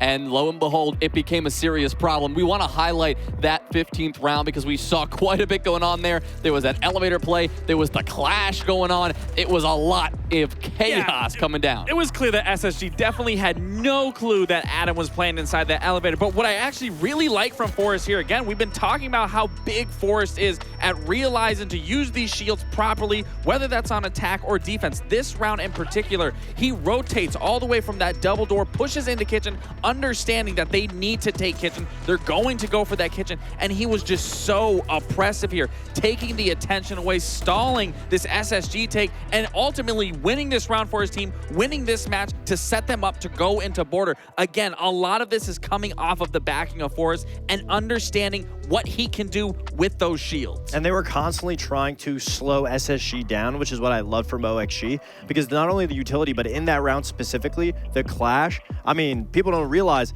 that nade would have blew up the clash shield, and then Forrest would have, you know, it could have gone a completely different way, but Forrest making the play to pick up the shield throughout the nade to be able to carry it, and then nice little crossfire with Adam in the elevator and Forrest there, made it so that SSG was locked down. Him picking up that shield meant SSG has to adapt. They got to go for the site hit, and immediately Forrest reads it, completely rotates, slows him down in the site. It's so difficult to make anything happen, especially when you're getting locked down by a clash shield. Well, that was OXG's pick, so they're able to secure it, although it was very, very close. The next one, is Border. That's SSG's pick. Laxing, do we have reason to believe this is going to be as close, or do you have concerns about how this one might play out? I mean, the stats speak for itself right there. I was already a little concerned by letting Border be able to fall through here for Space Station. I mean, it's going to be a very comfortable map for them. I thought that they were going to get it done here on Bank. I was wrong. I'm done making predictions. You asked me going forward. I'm saying someone's going to win, someone's going to lose. Plain and simple. I can't really call the card here, but at least for Border, I am very confident in Space Station. This is a map they're very comfortable on. Like I said, you saw those stats in the bottom left-hand corner of the screen. It really paints the picture, and it does heavily play into SSG's aggression. It's a very small map. We heard early on back throughout the stage, Fultz says their play style revolves around small maps where they can get scrappy. They can get in your face. They don't allow you to breathe. Now it's not to say this new Oxygen can't tame that they can't slow that down, but it's really going to start on this defense of being able to slow down and being able to breathe and not letting SSG over-encumber them. Here will be the downsides for OXG. We just saw that they used a bunch of Clash. I'm expecting SSG to take that down and take it away, ban it out. And then the utility game that OXG has been using with their C4s and their smokes, Border is the one map where you can't necessarily always count on the utility because it's so small. So I'm expecting a team that's more hyper-aggressive like SSG should have the edge. I still imagine it's going to be just as close, but I think SSG will get it. And obviously it's the last game of the day, so you know, it's in good fashion that we go to all three maps. Yeah, hopefully. We gotta go to the end, maybe overtime of the third map. That's just the way the playoffs have been going. Border is next. Can OXG keep it up, or will SSG continue to thrive on a comfort map? We'll find out. Oh, thank you so very much. This might be the end of the road. Jesse, is this it? Or are we going to be destined for yet another third map? People seem to think Space Station's gonna take it. All right, okay, that's quite lopsided, but we'll see if it lives up to it. Anything that you heard from the desk that you agree with, disagree with? Anybody that you want to call out? Lax is done making predictions. Are you? No, listen, I think the desk really hit the nail on the head when it comes down to how the map is going to influence this matchup. Border is the gunfight map. It's the map where utility tends to have the smallest impact. And so for OXG to be the utility game or the utility team in this game and SSG to be the more frag-focused team, you've got to imagine that'll give them the edge, especially given how close Bank was. Now, they also said that we might see a Clash ban. I think that was Fox that was hoping for that. Not so sure if we'll see one of those because Clash is so rarely played on Border. It's going to be a Zombie first and then Castle second. It's a bit more standard from what you'd expect to see coming out on Border. Could be the third ban once SSG gets to round 4, but only time can tell for that. As for the bans coming out from OXG, they take out the Ying, which is an extremely popular ban, and the Monty, always popular to remove a shield from this game. So, relatively standard stuff coming out from both teams. Should open a lot of angles on the side of SSG. Banning out that Azami, banning out that Castle might make the East Stairs part of the map a little bit easier to get into.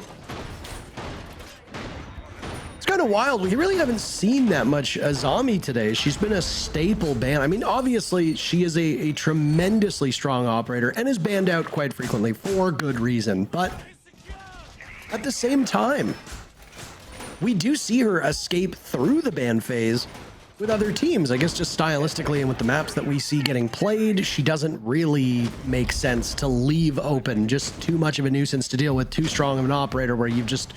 If you're battling time and you're worried about running behind the clock, get rid of her. There's other trap ops that you can bring.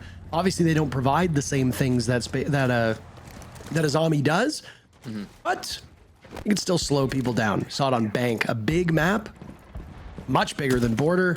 Border can be much quicker. But trap ops were brought aplenty in Bank to cause some stumbles for the attackers. You can see there are still some of those slower ops being brought by OXG. You'll slow down the intel with the mute on the board. You'll slow down and execute with the Goyo and the smoke. And then along the way, there will be goo mines and Gushmat mines from both the Legion and the Elo respectively to give you a bit of pause. A common trend on Border is going to be really early gunfights that come out as the attackers don't really need to map clear in order to take out some of those early extended roamers. There's a player in break, a player inside of CC, or even just a player in the site. Oftentimes attackers can get an early angle onto that player and get the opening gunfight. Some great Twitch work from J90. Some interesting angles to be able to clear out the Goyo canisters from the skylight. Finds the pick all the way over into Archives, and then the bulletproofs as well. My goodness, this is a lot of utility Jane I know is able to clear through. Finds one more Grismont, but I mean, cannot zap it out with his Twitch drone anymore, as he used to be out of zaps. Good util, though. We have the Grixer cam back on. Good to see him on the broadcast yet again, though we were treated to his wonderful static pose previously. Yes. Right now, he's on that smoke, and he's in a bit of a vulnerable spot. He's far enough removed that he could be picked off early. That will be the goal by the Deimos of Newers, but Grixer has the first laugh. The only player on the board so far. Look at how little damage was done to him. This is bad for SSG, and now the smoke, the gas will go up and choke out Ashen on these stairs. Grixer will assess the damage. He has to be worried about getting pushed over by Passport. Goodness gracious. It's a one-man stand. Nobody on SSG is able to get him out of this place. And at this point in time, do you continue to throw resources at him? No, you don't. Jane, I know, and Forrest will trade out kills. Grixer gave his team such a nice nest egg that they can just sit and wait, and the investment will pay itself off. Benja and Ash in the last two for SSG in a 2v4. OXG have only lost Gomez. Ashen is inside the bomb site, by the way. He turns tail, tries to get closer to the defenders. Forrest will slaughter him, and now it's Benja to creep up and get swung by Adam, who is tucked into the corner inside of office. OXG off to a terrific start. They're already the team that's up a map, and now they're up around. It's common wisdom on Border that the best operator to hold down East Stairs is an Azami, but the second best operator is also considered by far to be Smoke, and you can see just how effective the operator is. Usually Smoke thought of as an anchor operator, but on Border East, he's really oppressive. If you want to get into the East Stairs area of the map, there's really only two ways to do it, from the north or from the south. Those two small doorways easily smoked off. That forces a lot of attackers to then try to attack that East Stairs from down below, walking in through Passport, maybe getting in through Tellers. But you can see the evolution. Grixer 100% ready for that. Finds two different players that are trying to clear him out by walking through bottom floor, getting in through waiting. He was so ready, and then beautiful control of that SMG-11. Started them off with that two-piece. Once you lose those two opening engagements, they never really claimed the space that Grixer was holding. Things had to be scrappy for SSG, but couldn't put things together. A nice little round from Oxygen. And as the desk talked about, while we do expect SSG to maybe come out on top with some of these gunfights, don't act like OXG cannot stand their ground, because they have some exceptionally talented players on their side too. Grixer maybe the most. Similar setup now inside of security, designed again to slow things down. Lots of trap operators being brought. Do you consider Fenrir to be a trap op, by the way? Yeah, I think so. You place it down and then it doesn't deal any damage, but I mean, it may as well. Walk into his trap and all of a sudden you're in a horrible situation of not being able to see. SSG have found something here, Jesse. They are very quick to get up. They have no idea that Benja's just going to tear through two of them. Yaga and Adam will be dead at the hands of Benja as he attempts an escape. He's dropped, but not secured, not yet. So OXG will look for an answer back.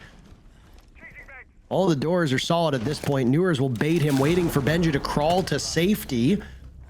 Down goes Gomez at the hands of Ash, and SSG can very quickly isolate these remaining players and punish them. But hold on! Forrest with two. Grixer also on the board. OXG was cooking. Forrest 4-0 to start here on Border. That's something you don't say all that often. Smoke will go off in front of him, and guess who will be on the other side of that? None other than a Glaz. As J90 and Ashen will reposition. Ashen moving a little too quickly to see the silhouette through the smoke, so he'll wait. Pings from inside of the site. Spam pings as now Forrest will play around it, and Ashen takes the engagement and wins that duel. An anticlimactic finish to a burst of action through the mid-round. SSG will answer back. OXG were off to a good start. That mid-round really was something else. Poor Forrest. 4-1 to start off is a pretty big accomplishment for him, and at least judging from the moods on the players of Oxygen, they don't seem too flustered by it. Yeah, I really thought he was going to be able to turn the tides, but unfortunately the man advantage that came out early from Benja, huge 2K to come out, brilliant shots coming through to be able to start off that round. And then OXG, they answered aggressively. They didn't just sit still and allow SG to maintain that man advantage. It was a complete collapse, not just from Forest, but from the rest of the team to get in towards Customs, try to cause some chaos, and I would say it worked. It did cause chaos. The man advantage was too great. SSG trade out. They get that plant position as they're maybe a little overextended in towards Customs. They do deal with that one anchor player of Grixer. So nice stuff from Space Station. Sometimes all Border is about finding that gap, right? If there's no barbed wire in the metal stairs, if you can find a good way to get into the place that these defenders aren't going to be ready for, that's exactly what you can do. And Benja showing that off perfectly here in round 2. Again, I cannot praise Benja enough for his bounce back. He seemed to really struggle with his own place on this Space Station team. I do think that Newers is the reason for that, as there was a lot of overlap between their initial playstyles. There's only enough room for one sheriff in town, I've heard before. I can't remember who said it, but Benja is now settling into this more of a flex style of role. He'll accompany Fultz on his. It's a very quick burst of action. Gomez is prepped and ready for it. There's a bit of vulnerability when you put that sledgehammer away. Benja's learned that the hard way, just in case he didn't know. But again, Gomez was very good in map number 1. Strong impact plays, opened the rounds up for OXG. He wasn't intending to do that here, but he gets a leg up from Benja, and the first kill will go to Oxygen and to Gomez. Gomez playing a really important operator on this site. Can get above if he wants to late round. Try to deny that plant from up above. It's a big bomb site, Workshop is. So if you can find where that defuse kit is, be able to stop it from up above, that could be absolutely huge. They've got to be able to get there first, though. SSG, if they can't get in to get a plant down, then it's not really going to matter what the plant denial looks like. Ashen does find a pick on the Yaga top floor. That's 0-2 now from the Yog Dog. Can go to pick up that cell phone as well, try to hack the cameras, which would be a big advantage for SSG, as there are going to be a couple of bulletproofs scattered around the map. Forest is guarding it, though, so if you want to get through to get to that camera, you're going to have to go through Forest. That's top frag Forest, by the way. You need to put some respect on the name, Jesse. It needs to be mentioned time and time again. Gomez, not just with 1 kill, but now a second. On to Fultz. J90 undeterred by the bullets that go through the wall. Next to him is Adam, had done that before dropping off. Logic Bomb will continue to ring, and J90 is fighting his demons upstairs. Newers answers back. There goes the top player on OXG of Forest. So maybe Ashen will have an opportunity to grab that phone, gain some valuable intel, but I love this defense by OXG. Spread out all over, no opportunity to drone. SSG starved of intel. Ashen will now need to play off of his own wits and his own game sense to find these 3 remaining players, as they seem to have circled around the drop. Case is being held far off site, and now Ashen will fall to his demise as Adam is there to punish him for that. Huge round from Adam as he had retreated, wasted time upstairs, caught J90 off guard, dropped through the hatch, got the pick, completely derailed the top floor hold, and forced SSG to pivot towards that middle floor when they weren't ready to do so. Great quarterbacking by Adam, and OXG will regain the lead. It's good from Gomez as well. Again, got that second pick on Default, who was playing on the shield. Usually you'd expect to see Faults be that spearhead to be able to help clear out the top floor, but as soon as he went down West Main. Kind of fell apart for SSG. They no longer had that pressure that they needed to get in behind the shield to crack the nut that was OXG, and so they had a really strong site defense coming in after that. SSG break the record for the longest they will wait for calling attack timeout. It will take 3 whole rounds in their 5th map of the day. For the first time, I don't know if they forgot to call it after round 2 and they panic now called it after round 2, but here we are, another early attack timeout from SSG. Some things never change. It's the first time I can say that I've spat out water on a broadcast. I was taking a drink, and Jesse, sometimes you're funnier than I give you credit for, which isn't very funny. So yeah, I mean, Space Station obviously not liking this. Map 1 didn't go the way that they had expected. It was a hard-fought battle, and I mean, SSG is a team that doesn't really blow out their opponents. You know, this is something that we've talked about with lots of teams, but with a team like Space Station, they do struggle to keep distance with their foes. They are a scrappy team, but very rarely do they dominate. It used to be DZ that was that team when Canadian was on it. Then I guess the mantle kind of got passed to Shopify Rebellion for a little bit, except for this stage where they have been very dominant. the only unbeaten team to come out of group stages, very quickly losing that title in their first map against M80, where they lose map number 1. But now it's SSG. I pity the fans to a certain extent. I can only imagine the heart problems that are caused. Imagine being a fan of Dark Zero and then Troy leaves and you go, okay, I'm going to start supporting SSG. You're a sucker for punishment at that point. Difficult life sometimes being an R6 fan, but at least you can rest easy knowing that you've got top 4 in the NAL. You've managed to acquire some decent gains here in the North America League, and you're still in this. Absolutely. Spacestation down 2-1. They call their attack timeout. Lost their opponent's map pick. Border is the choice of Spacestation. So this does feel very winnable for them still. This is a map that SSG have been historically extremely good on. They currently have a 4-game winning streak on Border. 2 games from this season, beating Cloud9 and DZ, and then I believe it's a game from Montreal and a game from SI. Oh. So maybe... is laughing a little bit. I mean, the M80's not in the playoffs anymore, but you can take M80 out of the playoffs, but you can't take the M80, or you can't take the playoffs out of M80, and this team kills are still going to happen. That's tough. That's a Capitao too that you've lost, which is an incredibly important piece of utility. Those firebolts to reposition the defenders are no longer going to be an option for you. So I guess opening pick to OXG. Be happy with that as they can now start to try to work on this break room clear, which I think was the initial goal before that team kill kind of put a stop to it. They go to East Stairs. Notably, they banned the smoke, so East Stairs should be a lot more achievable compared to when Grixer was holding this last. I mean, Newer's on low HP, Benjamaster gone. That's a lot of utility in the ground. I fear for SSG's chances here. Good flush out, though. Newer's still on a single point of HP, but with that secondary gadget, or secondary sidearm in the gadget of Deimos, he could still do some serious damage. Halfway point through the round. Adam is prepped and ready with a Nitro Cell, looking for a lineup over towards that triple panel soft wall that Fultz is sitting just outside of with Ashen in tow. With Ashen repositioning, that Nitro Cell at one point in time looked like it could have picked up 2 kills, but it won't find any. Back to Discovery now. SSG will go with a minute left on the clock.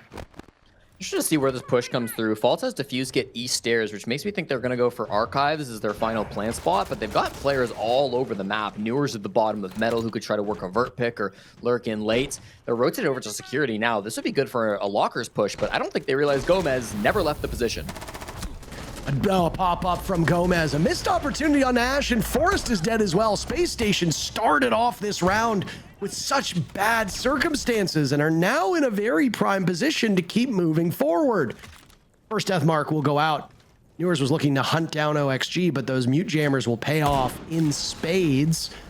There goes an explosive, not caught by Yaga. They'll back away. Now a reposition from SSG. They need to find their footing, Jesse. Only 15 seconds left in the round. They're outside of the building. Adam and Yaga now waiting to ride this one out. Adam taking damage, fighting back, tearing through both of them.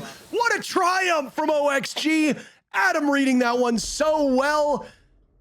And the guys in green take another round.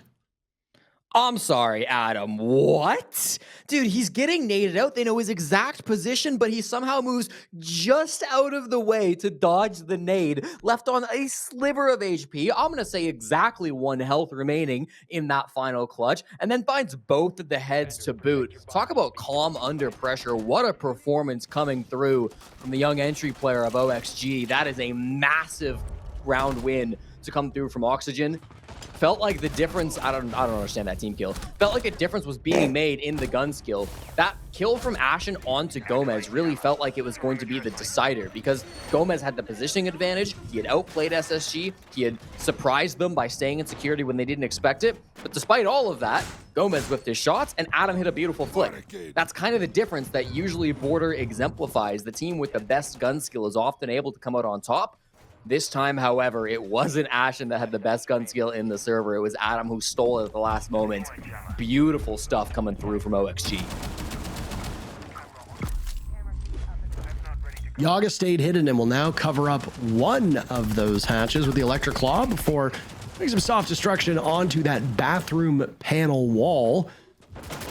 Forrest will again rock the Tachanka, an operator that brings me and my heart so much joy seeing it. Look at all of this site work being done. Some remodeling going on here with OXG, both in the hands of Yaga and Forrest, to carve out ways to see the attackers before they get there. It's a perfect time now, as we have 2 minutes and 20 seconds still left in the round, to talk to those viewers who are maybe a little bit less experienced with this game. When you start playing Siege, one of the first things you think of doing is literally reinforcing every single wall and barricading every single door around you. This is actually not an ideal strategy, because the attackers can just walk in knowing you can't swing them or put pressure on them. They have all of the opportunities to get to the bomb site without you fighting back. Open up some of those doors, open up some of those walls, create lines of sight, and the attackers just might think otherwise about pushing so quickly. And it will also allow you to return fire a little bit better. There's more to it than that. Go on to some of the content creators on YouTube for more information, but just basically a great way for you to learn about this game. And that's exactly the focus that we saw from OXG, who are very firmly in control of this match. I've just written that down. I'm sure to go to bronze now. That's huge. I mean, what is your actual rank, Jesse? Currently, I'm unranked. What was your actual rank last time, Jesse? Last season? I was a gold. What is your usual rank? Why are you so reluctant to answer this?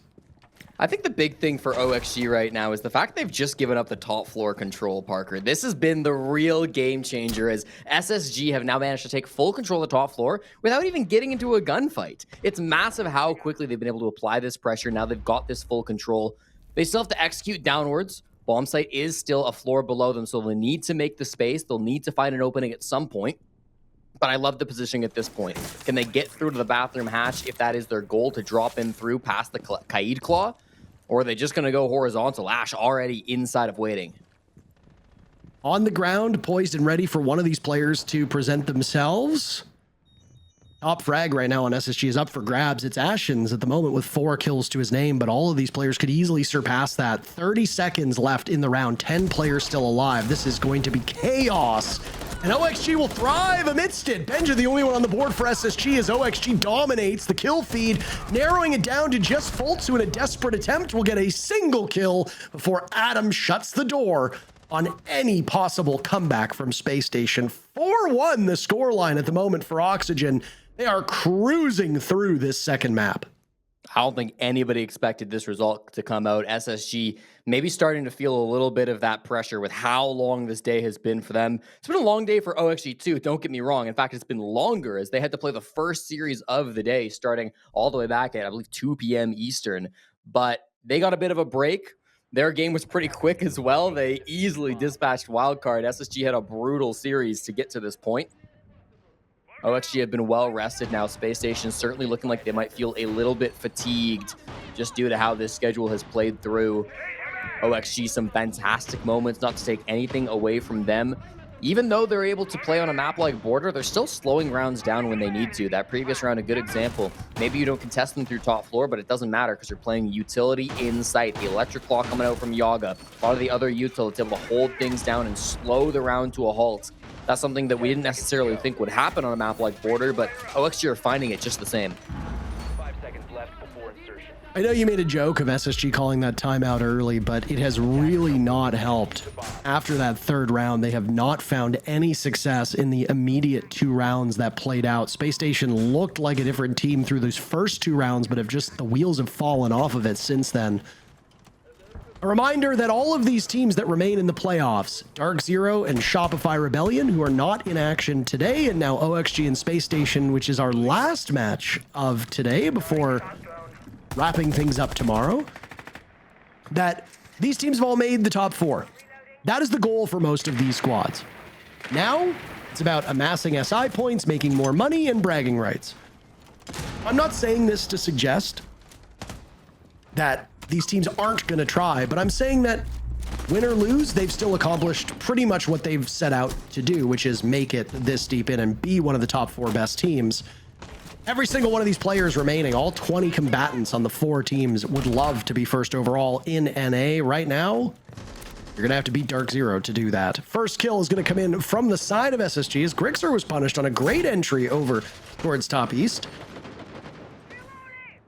That was a nade that actually gave Fultz a little bit of a window down below to do some serious damage.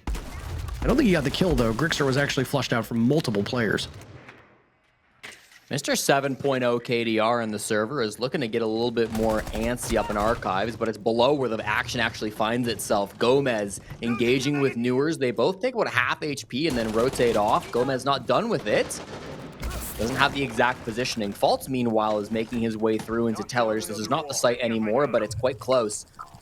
The horizontal push into Workshop is sure to come quickly. OXG will have this top floor control. Their goal is to deny this plant from up above, and with the Solus feeding that information, this could be really strong for OXG. Adam will die. You talked about his KD. Well, will worsen ever so slightly. Fultz with diffuser in his hands as OXG want this lead to continue. Gomez sprints into the site, down by Newers. Benja takes out Gomez. Newers no more. That's the only one to die on the side of Space Station. Forrest and Yaga now, as the diffuser will continue to run away. A great spray blindly through the wall, and Forrest will be credited with that. Yaga knocked over by the air jab of the dead Ashen. That gadget will still be there even if he's not. But panic amongst the ranks of OXG as SSG have completely vacated the bomb site. Yaga will drop a desperate attempt still to get closer to it, but the diffuser is planted in a very precarious place. Forrest with yet another kill. He's been great here on border. He'll need to be even better, but SSG will say, no thanks. We know exactly how you play. You used to suit up with us, but now we have no choice but to end the round and the first half. Space Station will grab their second round, but OXG have built up a nice lead. As the side swap comes in, OXG will hope over the next 6 rounds to take 3 to secure themselves a 2-0 victory. Interesting, Gomez didn't use his ability on the Solus there while the plant was going down. It was being planted by a Blackbeard, so there's no guarantee he would have gotten the kill on the planting player anyways, but he would have known where the plant was going down at least. He could have gone for the wall bang. He would have had a chance at denying that plant without even having to fight the coverage. So it feels like that's kind of the whole idea behind bringing the Solus, and then they don't really manage to execute it the way they wanted to. Is what it is. They still are happy with the half score 4-2 going into the offensive side. They will take out both the Smoke and the Azami. So we talk a lot about those east stairs operators are going to make clearing out through that east part of the map a lot easier for Oxygen. Once both were banned out for OXG, they ended up flexing Grixer over to the Sentry, which is an interesting answer to bring both the impacts and the barbed wire on that position, which can be really effective. We'll have to find out what SSG want to do. The other option would just be don't hold East, which I think is also a completely reasonable response once these operators start getting banned out. SSG, for their part, will take out the double shield, which also is fair. You get a lot of variety in terms of attacking bans from border. You'll see shields, of course, but there's also Glaz bans quite often. You'll see Deimos banned out, Twitch banned out, Ying banned out, a whole litany of operators that consistently get removed on this map. So one of the funner things about it is that there's no real defined meta in terms of the attackers that get removed. I think funner's a word, by the way. Yeah, I kind of said it and I kind of realized it and I kind of hoped you wouldn't mention it, but here you are.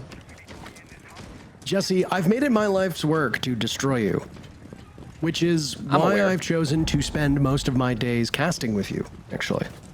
It's a long con. It would make it easier if you're here spending all the days watching Siege with me to destroy me. I see the logic. I mean, we're only a month removed from your favorite hockey team losing in the Stanley Cup Finals for the 2nd year in a row, so I have to give you a bit of a reprieve. Round 7's always one of those I fear I killed you. Where it feels like things are going to start turning on their heads. Either this is going to be a 4-3 close game, we're headed right back to round 15 as we did previously, or OXG are going to rush a plant and go up 5-3. All right, well, you've got Newers to gun down Forest, so the diffuser will not be planted. Yaga immediately looked to take up position, but you have to be worried about nitro cells. We know on the side of SSG that there are none. Does OXG have that information? They're trying to wait out this smoke as Benjamaster and Fultz are within striking distance of that door. Yaga grabbed the diffuser and immediately hightailed out of there. He does not want anything to do with that A-bomb site, at least not for the time being. It was a go for broke strategy with Forrest walking in on that fuse with the shield. It was a good attempt. It did not work out. Now, how do they recover? How does OXG get themselves out of this position? Gomez and J90 will do battle over by lobby. Gomez on the ground, but J90 will win that engagement. Walking away very wounded, but still with a gun in hand. Halfway point of the round. Awkwardly trying to recover if you're OXG, now with a man disadvantage too. You're just outside of break, but after failing to push in through archives, you now have to clear through the entirety of this map.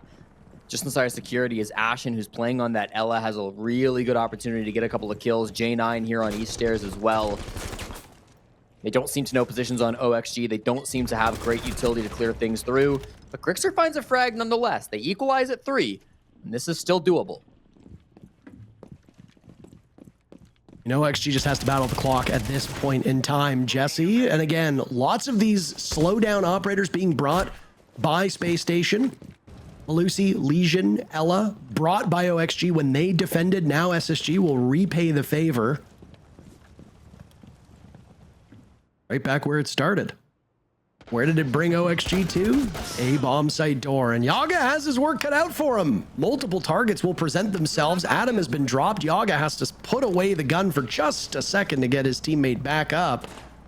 But how long will they live for? How good are Yaga's reflexes? Because he got that dog in him.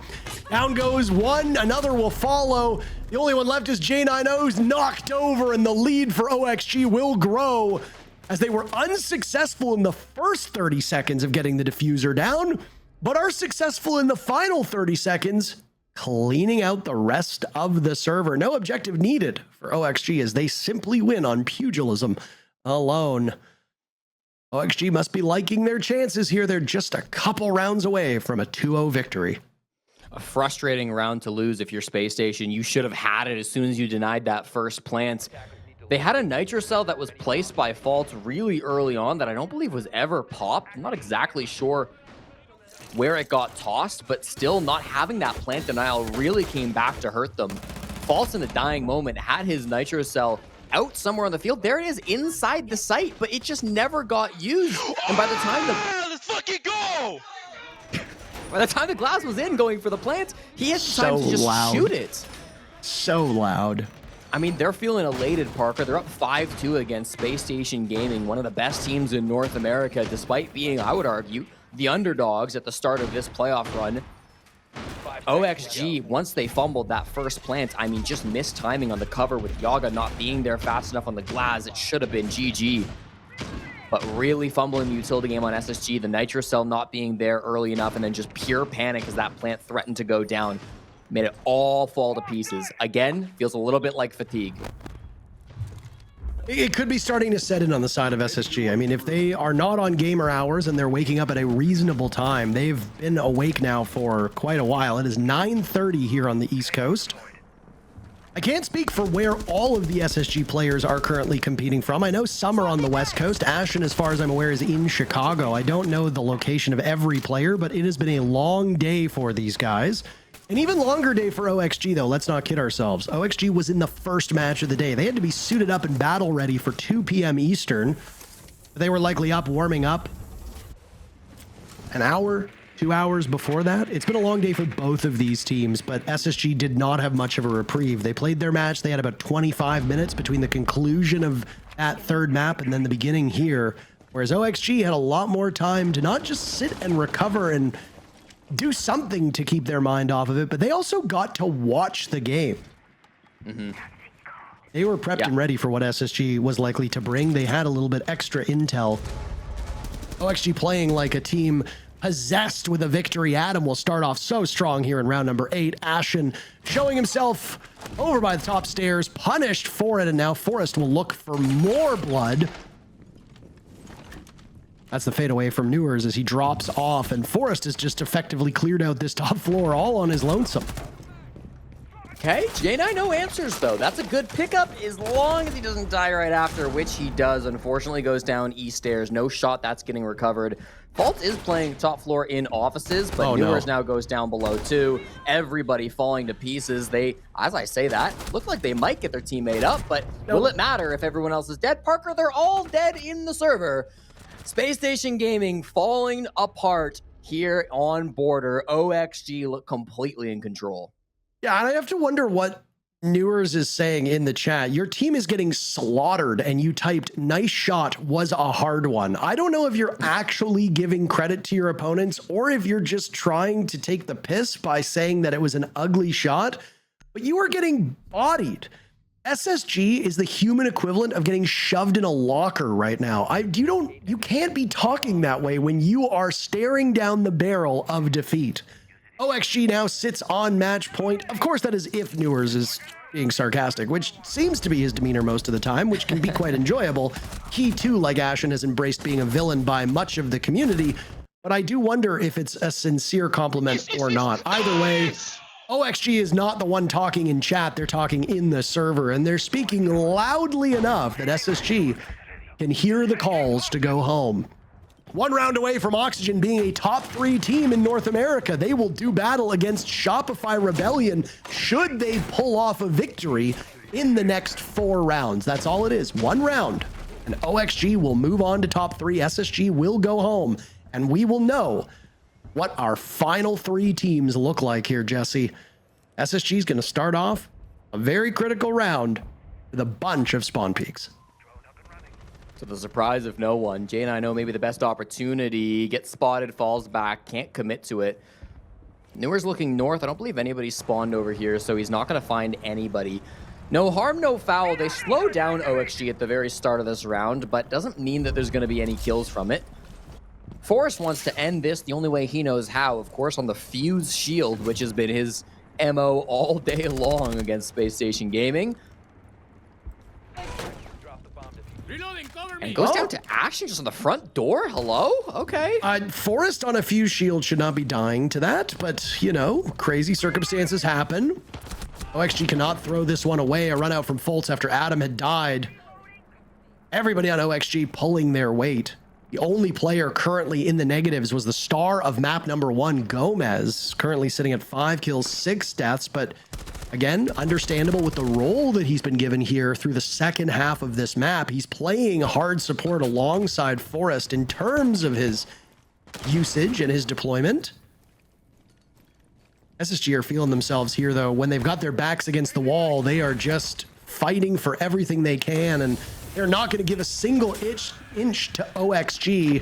J90 punishes Grixer, and it's all up to Gomez and Yaga. Out will go so Candela's Nitro Cell will be answered back by Space Station. A nice kill through the barricade by Ashen. And it's Yaga now to head for the hills. 1 minute and 15 seconds. Does he take a timeout? Does he try for something? I mean, if I'm you, I'm going onto the roof and I'm waiting the next minute to talk to my team because you are so close to victory. Not in this round.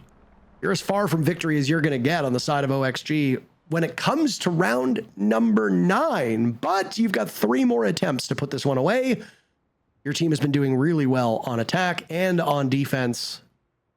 Take a timeout here. Round will go to SSG as Yaga just kills time on the roof, Jesse. And that'll be it. 6-3, obviously, SSG. Start of a comeback, perhaps. It's only 1 round. I think that's got to be the mentality for your OXG. Just 1 round at a time.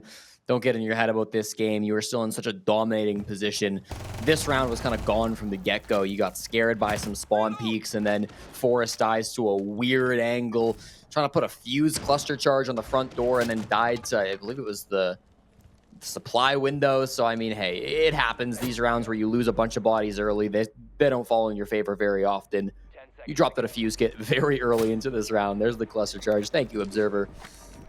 You'll reset, and it's not going to be too big of a deal. Parker, you asked earlier about what SSG's morning routine might look like, if they're early risers or if these are people who like to sleep in and get on gaming hours. Well, I will say the NAL's newest YouTube series, Fractures, did go into that as they followed SSG's Ashen at his home in Chicago, where he kind of showed exactly what his day looks like, starting with a run and then getting straight into scrims. With this SSG mentality, it's all about fitness, it's all about discipline, and that's really been something that I think they have set a standard for inside the North America League that they do better than anybody else. It's a great YouTube series. You should check it out. It's not only Ashen, but they've got coverage of Nafe, Dream, and JJ Blast as well, which are all really insightful to get to know the players of the NAL a little bit better. Noted. I will take your advice to heart. Good supplementary content to go along with our esport is never a bad thing. And we are currently suffering through a bit of a dearth of podcasts, follow-up shows, etc. Siege as a whole saw rejuvenation around the time that Jinxie rose to power on Twitch. I think that sounded a little bit ominous, but Jinxie has brought and breathed new life into this game, but it hasn't necessarily translated to the esport. It's been more on a casual side of things. But Siege is flourishing in places that people my age wouldn't tend to look. It's doing very, very well on TikTok. Not that I'm trying to ego certain content creators, but there are times where somebody will say, oh, have you heard so-and-so? Say, no, of course not. I've never heard of this player in my entire life. Go to their TikTok page. They have 400,000 followers. And I'll just be dumbfounded by it. It's great to see that people are succeeding, but it's just kind of spread out. Siege has never really been a game that does well on Twitch because there's a lot of downtime, and I find viewers can get a bit bored. Jinxie completely changed that. It was always more for a YouTube audience. Now it's doing better on Twitch. Now it's doing better on YouTube. It does well in Reels. TikTok is succeeding. I'm even starting to see it pop up on Instagram from time to time. But again, this doesn't necessarily reach out to esports. So if you're listening to me right now and you've ever thought of starting a podcast or starting something on YouTube and doing that kind of content with interviews, etc., take that call. Heed the call. Start creating content. The more we have, the better it is for the scene. And then Jesse can talk about your show on the broadcast. Look at that. Well, listen, we are one fuse shield down on the attacker lineup and one player down too. Forrest, you have the perfect angle. You've got the DMR up against the Vector, but it doesn't matter. How does it happen again, Jesse? Pardon? How does that happen again? I don't know. Ashen's just got the number of Forrest, okay? He teamed with him for so long. He knows exactly what he's going to do for these plays, and he's shutting him down consistently. That's another opening pick coming out from Ashen. Going to be feeling good about that. Immediately in the text chat. And once again in a 4v5 deficit. OXG couldn't pull it back the last time. They're hoping to do so this time. They've got Gomez down below on the Deimos, but the Deathmark fails. That's actually because of the Zoto canister being tossed out by Newers, making it very awkward to try to clear Ashen out of security. You hear those logic bombs going off right now. Great information to act upon. Unfortunately for OXG, they find nothing from it. Look at these HP bars on the side of SSG. They are without a scratch at the moment. Untouched, invincible, some would say. Terrible time if OXG loses all of their mojo and momentum. They are so close to the finish line. But I will say, Jesse, this is not unfamiliar territory for them. They bottled every attempt to close out the match in map 1, except for the 15th and final round. So clearly there are some difficulties with OXG getting to match point and then converting that match point to a match win. Of course, this would be a series win. It would net them a greater prize pool, and it would get them closer to more SI points, where again, SI points is a huge focus for these teams. J90 slow peeked by Yaga, and suddenly OXG are hitting their shots, but Fultz answers back. Whatever momentum was building on the side of Oxygen is now gone. Fultz trading out some HP in the process, leaving Gomez and Yaga with 30 seconds left to just find their way to the bomb site. Gomez taken down by Benjamaster, who looks for another. Yaga trades that one right out, and a 1v2 found by Fultz, who is a huge part of that round. The gap closes, Jesse. The gap closes 2 rounds in a row now for Space Station as they're hanging on for dear life. I fear SSG might be having too much fun to let this game end. They are having such a good time. That round, again, all over the place from OXG. As soon as they lose that opening pick, things start to grind to a halt. Grixer all by himself in the bomb site, by the way. His 2 teammates of Yaga and Gomez across the map in East Stairs. Grixer walks in, goes 1 for 1 in archives. Fair enough. Newers gave him the nice try, and it was a good attempt, even though it didn't manage to get more than just 1. Could have cracked the round right open. I was like, oh, they're in the site. And then I looked to see where Diffuse Kit was. It was waiting room. I was like, okay, we're going for a cheeky play if we're Grixer. But in the 3v5, with things starting to fall apart, I think it makes sense to go for plays like that. And Redeemer at this point, coach of OXG, is going to try to reset things a little bit, okay? You don't want to let this run away to overtime. You don't want to let it run away to map 3. Close this out now. You've been the better team so far this series. Your defenses were on point. 1 attack is all that separates you from Shopify Rebellion. You just got to get there. Surely on Border, you can get 1 attacking round. They've already done it, by the way, so they've proven it is possible. Border is basically a 50-50 map. So, I mean, ignore how the teams play themselves. There is no inherent advantage on Border. Though Border does often tend to be favorable to the attackers. It is a chaotic map. There are lots of ways in, but the problem for the defenders are there's really only 2 quick ways to get from the top floor to the bottom floor. Number 1 is through the variety of hatches strewn about the map. The other is through this part right here, the lobby.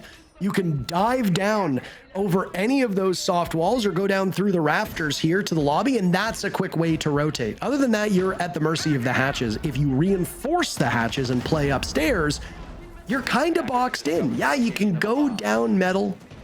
Yeah, you can go down the lobby stairs, but for the most part, it's a very claustrophobic map. It plays in some ways similar to Bank in the sense that you're going to see players hugging tight angles. We've seen it here with OXG defending the way that they did on the bomb chassis inside of Armory upstairs. You see it downstairs in bathroom and tellers as well. You've got the archives wall. You've got people playing real tight inside of Fountain, or all the way back in round number 1 when Adam was in that single wall over by the window of office. It's hard for the attackers to either fire through a wall, as like, look at everything on your screen right now. This is all just firm. Can't shoot through it. Basically every single surface that you just saw, with the exception of the wall that's now been reinforced, cannot be shot through or impacted or destroyed. Makes it easy for defenders to sit and rat, but it also makes it much easier for attackers to work in a coordinated fashion to do some damage. What is going on here with Benja, Jesse? He wanted the run out. He knew the player's position, but couldn't quite commit to it. A little nervous, perhaps. Here comes the first Finkastim from Adam. Candelas as well, as they see the entrance through East Stairs, but they miss. Forrest on the shield is able to ruck right through, and he finds Faults in the hallway. Doesn't have a flash, not a Blackbeard. Faults, keeping his eyes just trained on him, has backed all the way up and has made his escape past Forrest. Very disciplined play from the captain of SSG. Now Ashen in a lot of trouble at the top of Rafters. J9O bails him out with a pick onto Adam, and Forrest starts to take a lot of damage at the bottom of East. Yaga ends up falling too. Gomez kills Newers, and it's a 3v4 favoring SSG, but J9 gets another one here. And J9O could have completely destroyed the round for OXG earlier. Instead of the Nitro Cell, if he just gunned down Forrest as the fuse trudged overhead, I mean, it could have been all she wrote. A moot point, though, because J9O is still impacting this round over and over again. A nice shot by Forrest with that PMM out. A tremendously strong gun, but, I mean, Forrest has to find 3 more players en road to the bomb site. He holds the case, but will get dusted off by Fultz. And that's 3 in a row for SSG. They are streaking. One final round of regulation awaits us. Spacestation knew how high of a climb they needed to do, how much they needed to scale to get into overtime, as that was the only way for them to win and send us to map number 3. They are a single round away from overtime. Still, job would not be done, but my, what a comeback we're witnessing. I was horribly worried we weren't going to see any more Forest Fuse shields, so I'm really glad we got at least one more of those before the end of the game. All 3 other shields are banned, so if he wants to be on the shield operator, as he so often does, then that will be the only option. Might not be done either. We'll wait and see. Ventilation Workshop for our next site, the final site for SSG. If they don't want...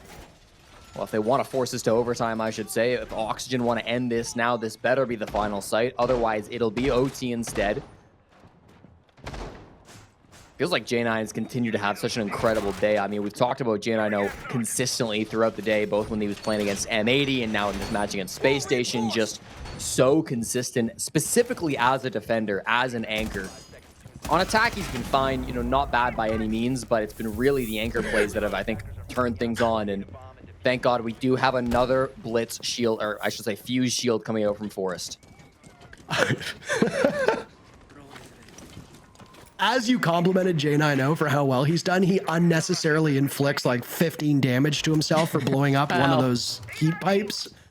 Yeah. But it's like, you don't need to do that to yourself. There's no requirement that you take that damage. You could easily accomplish that from farther back, but the fact it happened as you were singing his praises is just, it's really something else. It's very poetic timing.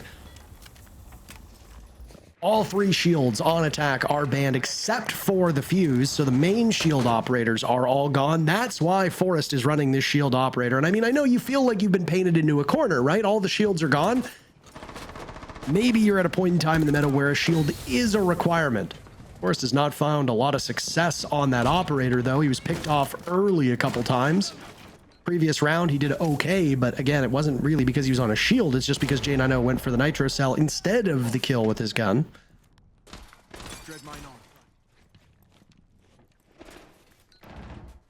I like this patient play by Faults. Once again, Jane, I know at the bottom of East is able to hold down the doorway as it starts to get open now by Adam.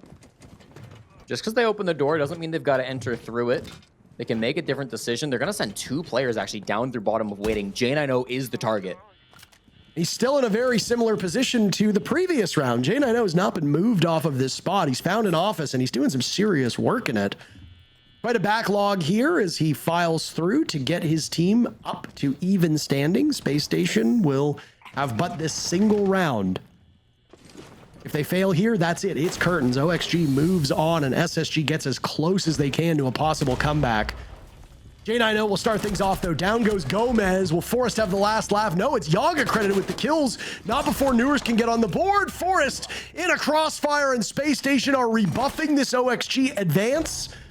Yaga to pick up the pieces. He's all that's left. SSG on a mission from God to get to overtime. True believers they must be. The numbers for Space Station will drop by 1, but man, oh man, OXG just cannot close out. They had these struggles on map number 1. They're having those exact same struggles here on map 2.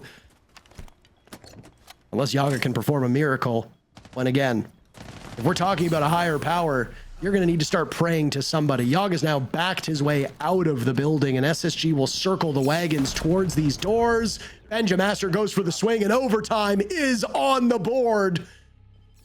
How many attempts have OXG been given between map 1 and map 2 to close this out? And they have failed every time except for round 15 of map number 1. They have choked every single time they have sat on match point, except when SSG was on match point as well. Will the same thing occur to the green shirts on your screen? I'm not sure, but there are troubling signs here, and OXG are not able to fix the problem, at least not right now.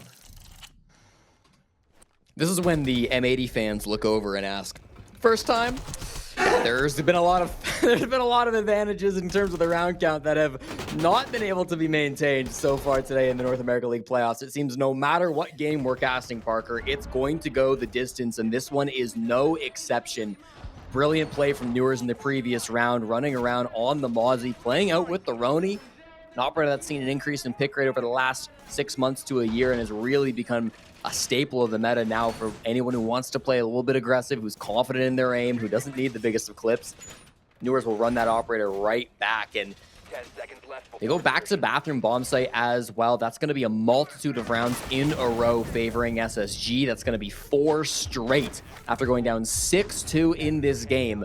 After 6-2, it was a fake tack timeout on the roof. After 6-3, it was a real tack timeout on the after the round had ended by the coach of Redeemer. Maybe they were on the roof. None of that has been able to stop this momentum as SSG just refused to lose on border. This OXG team sat on match point for round 12 on map 1. Lost that round. Won the first round of OT. Sat on match point. Lost that one. Went to match point again. Won that one. And now they've dropped 4 in a row. That is a dreadful record. I don't know if it's maybe just the shakes, maybe nerves are getting to them. I mean, SSG are a good team, don't get me wrong, but OXG looked like they hit match point and thought that the series was over. That's just not the case. You cannot take your foot off of the gas. And it certainly looks like OXG has. Cafe could be on the board. An exhausting day for both of these teams, as this is the second best of 3 that both of them will compete in. And what has been a long day might get longer. Well, maybe not. I mean, now we're in OT. OXG have found their footing and suddenly tearing through Space Station every single step of the way. My goodness, they're set up very nicely for a flawless round. J9O has been the star of the show so far. He'll tear through Adam.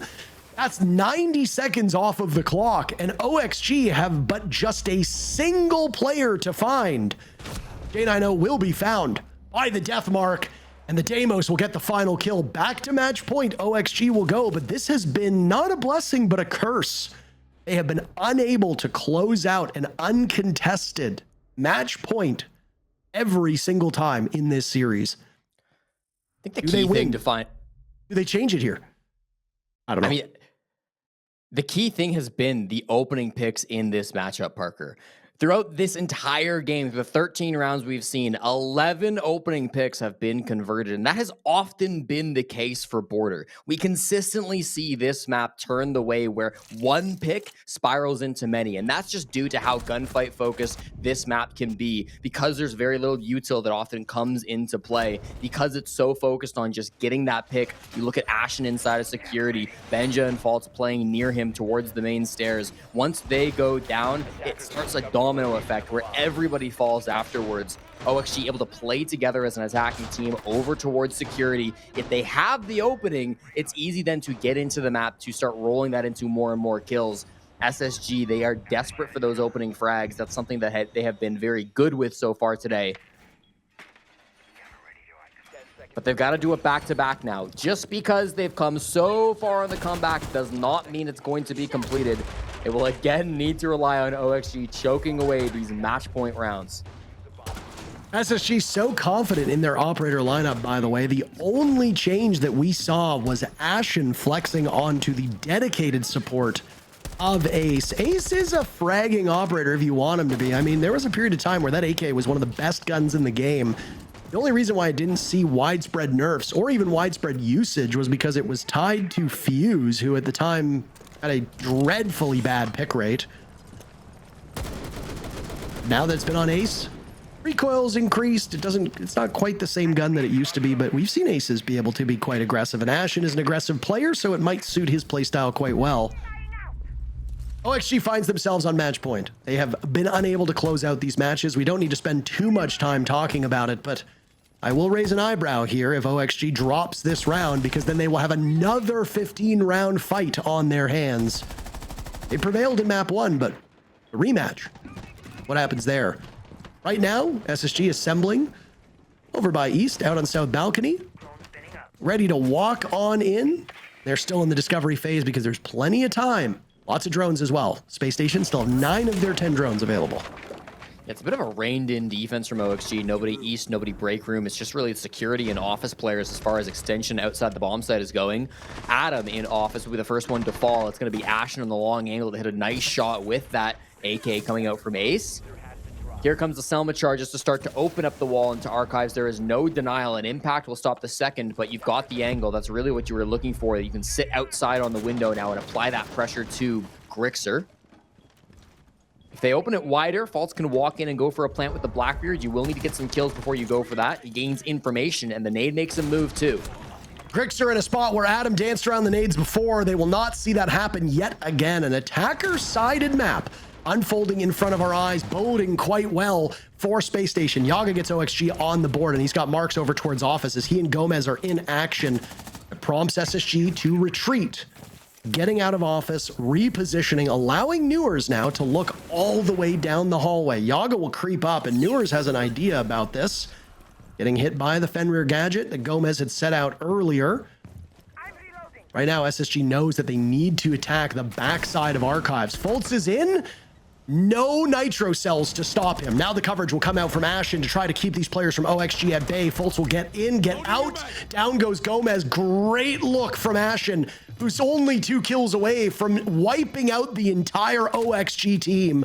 Newers has been dropped to a 2v2 with 30 seconds raging on the clock. Ashen finds a 4th kill, and Yaga will be the prize for him. No idea where these players are. Ashen can smell victory. Fultz sees Yaga trying to tear through him. Ashen doesn't even need all the kills. He can just wait. The job is to win the round. Fultz gets the final kill, and we will go to round 30 of 30 between these teams.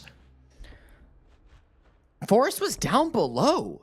He was below the bomb site with an impact on the Ella. I thought for sure that's the game plan, right? You know where SSG are pushing. It was not a surprise. All 3 players on the east side of the map coming in through the office wall, planting behind the bomb chassis. There's nowhere else they would be planting.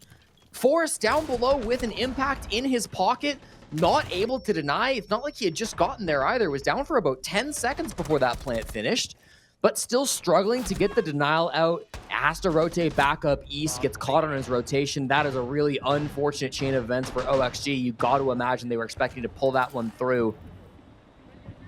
SSG a good push all put together. They were able to use the ace to get in. They were able to use the Blackbeard to get the plant down. No shame on that. Loved the Blackbeard play in general from Faults. The desk started the day by kind of criticizing to an extent how little SSG were using shields. They were the lowest shield pick rate team of anybody in the league. Faults has played them here and there, but he's not been overly reliant on them. That was a great round to show just how good he can be with Siege's most powerful operators.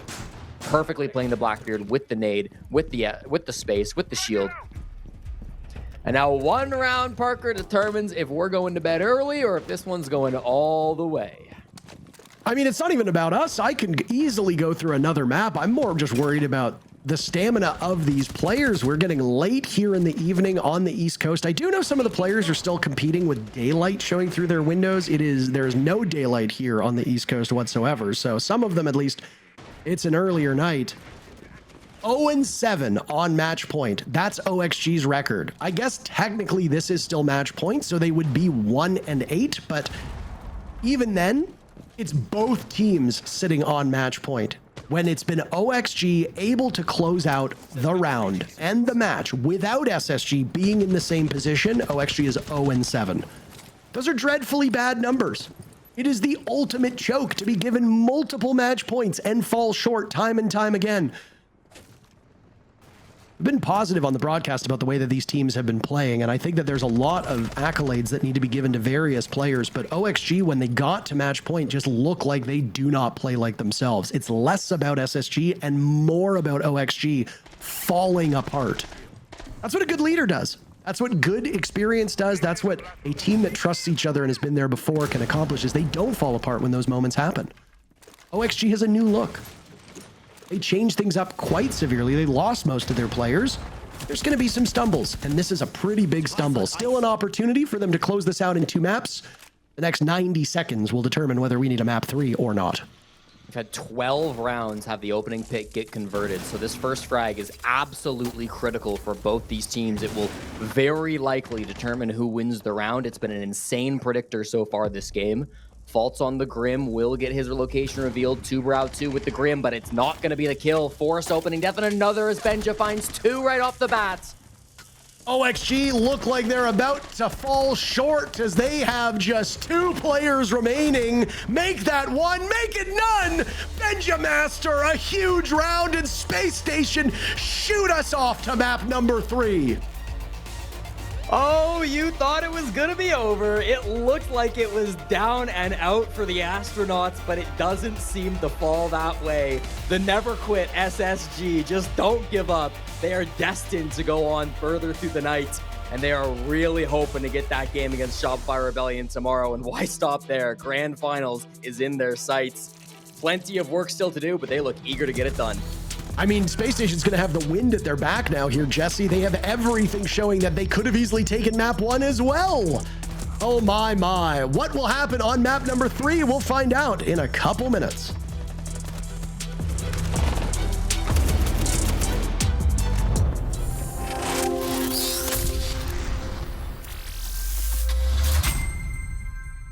Maybe 2. Hyper's gonna walk. Yeah, I have Hyper. I'm styling out of Hyper. Hyper. I have it. Yeah, I have it. Office got me. Office got Dead, me. 4v1. Office Yeah. last, office last. Yeah! Oh my god. Holy shit, bro. Keep it going! Yeah.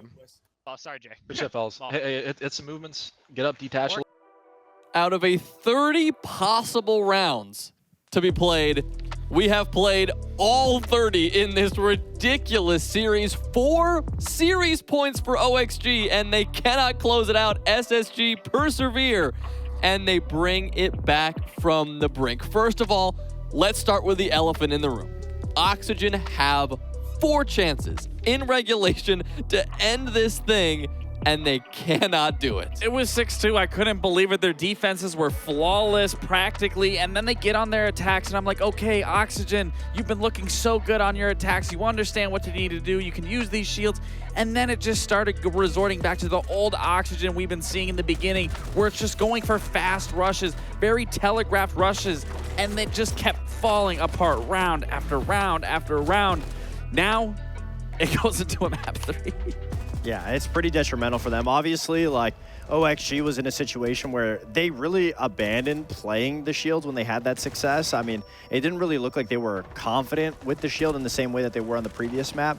That being said, playing together on a map like Border, it's very limiting. So I understand going for minimals, but it just didn't really look like they were grabbing the right areas that they needed to go for those fast rushes. They didn't have the preparation set up. It looked like they were a little bit flustered. Even the trade game, I mean, it didn't look like anyone in some scenarios were able to catch up given how fast that they were going, where had they just slowed down a minor second shorter, we maybe see those trades go in their favor. Right.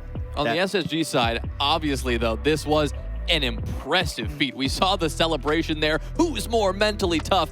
It takes a lot to come back from 6-2 down to sending it to overtime and winning. You got to play together and you got to stay composed. Absolutely. I mean, and that's SSG's motto, is just being mentally strong. So they're not going to let a couple of rounds dictate the way that they play the game. That being said, the way that they had all of their crossfires set up, especially in that last round, constantly being able to bounce off of each other, that is the strength from SSG. We saw a little bit in the first map.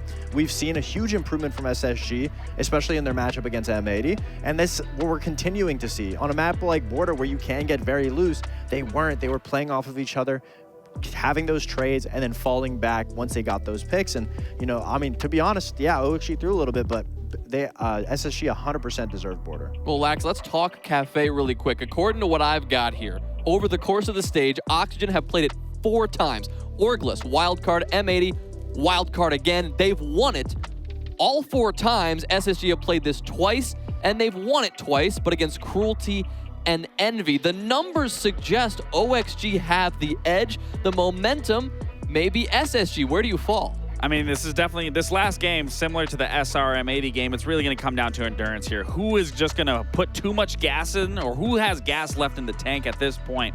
I mean, both teams are really showing that they have what it takes to go the distance here. I just don't want to see a collapse from one of the other teams. I want them to finish strong. Maybe we see all 15 rounds again. I think it's going to need to be required at this point, given how everything else has gone. But again, for Oxygen, you got to feel good coming into this decider, knowing that this is a very comfortable map for you. We're sure the serving sample size is favor on your end, where SSG, you beat the lower tier teams. I think the matchup on Cafe is going to be the same thing that we talked about for Wildcard. How will Force be able to impact the entry game? Will SSG take away that blitz, take away the aggressive shields? If that's the case, then how will OXG be able to entry into the map? I mean, Adam's been playing really good at the entry so far, but Cafe, with Force on that shield, that is a big reason on why they're able to get such a good position to have good attack. So, you know, a lot's going to be on Forest's shoulders. Well, an all-out brawl so far in this lower bracket semifinal. 30 for 30. Can we go all 45? We'll find out. This is why we love this game. For our final map of the night,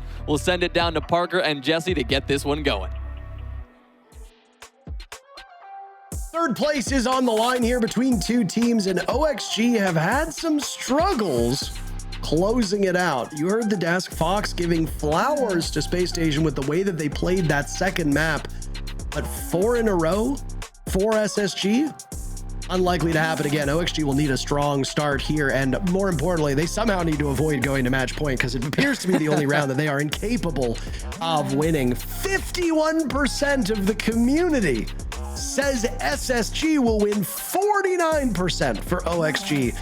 That is tremendously close. I have no idea what's going to happen here, because if you'd asked me, Parker, is OXG going to go 1-9 on match points? I would say no, of course not. Yet here we are, Jesse. Here we are. Parker, it was the Stage 2 finals last season between Dark Zero and the Sonics, which made history as the first ever 45-round game in the North America League, going 8-7, 8-7, 8-7. We could repeat here one stage later in the lower bracket quarters between OXG and Space Station. It would be fitting, I think, for such a competitive playoff series that we've seen so far, not just from both these teams, but from everybody involved, from Shopify's Rebellion and M80's ridiculous series that they had earlier, from Wildcard and OXG's ridiculous series as well. There have been some fantastic series so far in Stage 1. And we just might get, once again, a tie for the longest best of 3 that Siege can possibly produce without infinite overtime. Fox was wondering if we would get the double shield ban. I think OXG would like to ban double shields. They would like to remove all the shields so that SSG won't have the opportunity to play them, because we've seen a lot of shield bans so far today, but you just can't leave Ying up on Cafe. She is by far the most banned operator on this map. We always see her getting removed, so it's not a surprise to see a Ying get removed alongside that Monty. SSG ban both the Azami and the Mira. Very common bans. I think Azami Castle a little bit more common of a duo, but Mira by far one of the more popular bans as well. Mira just empowers so many of these bomb sites, Jesse. She's got great application across the board, but most importantly, she is a menace on that top floor, allowing teams to play so confidently up on Cocktail, holding powerful positions that require nades to flush them out, maybe fire arrows, maybe swift droning and a quick execute. There's a lot that Mira can provide and enable. I do like this ban an awful lot, and it will change the way that teams hold that top floor. I haven't seen a lot of variation, though, in the defenders that are brought. OXG likes their set operator lineup. All 5 of these ops that you see on the board, maybe Tubarao is kind of the redheaded stepchild at the moment of these 5 ops, but the other 4 played really regular in all stables of the arsenal brought by Oxygen. Yeah, and I'll say, I mean, Tubarao extremely popular for a VIP hold. Basically, every team is running a Tubarao in this position, so no shocker to see it coming out from OXG. Jonah gave you the stats before the game started. Oxygen 4-0 through the season so far. Ridiculous stat line. SSG undefeated as well, although the teams SSG beats, just envy and cruelty, maybe it needs a bit of an asterisk on that. OXG should be the toughest team that they have played all season on Cafe, but Oxygen could say the same with wins over Wildcard, M80, and Orgulus. None of those teams are getting top 4 in the NAL. This is Buck's office upstairs. Ram can take some time there to work as well. Maybe a WeWork situation where they all swap desks around. It can also be a very powerful place for a sledge. You see SSG has brought 2 of those 3 operators, and they will completely close off the latter portion of this bomb site. Nitro goes out. It looked like a smoke goes too, and the diffuser from Fultz goes down successfully. He will pay dearly for it, and now it's J90 under fire from that same angle as all of the gas canisters from Grixer have been expended at this point in time. Another quick execute from Space Station. They did this to OXG on bank back in map number 1, and now they will do it yet again. Despite the brawl coming out, OXG still holding pretty well. Forrest with a 2-piece against his old team, and he thinks he has a read on the defuse kit, but he is dead wrong. We'll go into a position where he can get knocked on over, and Benjamaster will collect the final kill. Space Station taking round number 1. This has been a slog for them. They have been behind most of this series, no different than what we saw earlier today in their matchup against M80. But Space Station, just because they're behind, does not mean they are losing. They did eventually end up beating M80 and are now 1 round closer in this 3rd and final map to beating OXG as well. I love that Rara strategy coming out from J90. He ran that in the same bomb site when they went up against, I believe it was Envy, in their 2nd match of Cafe of the season. It was a really cool strat to be able to showcase just all the creativity you can use with Rara, shutting that door.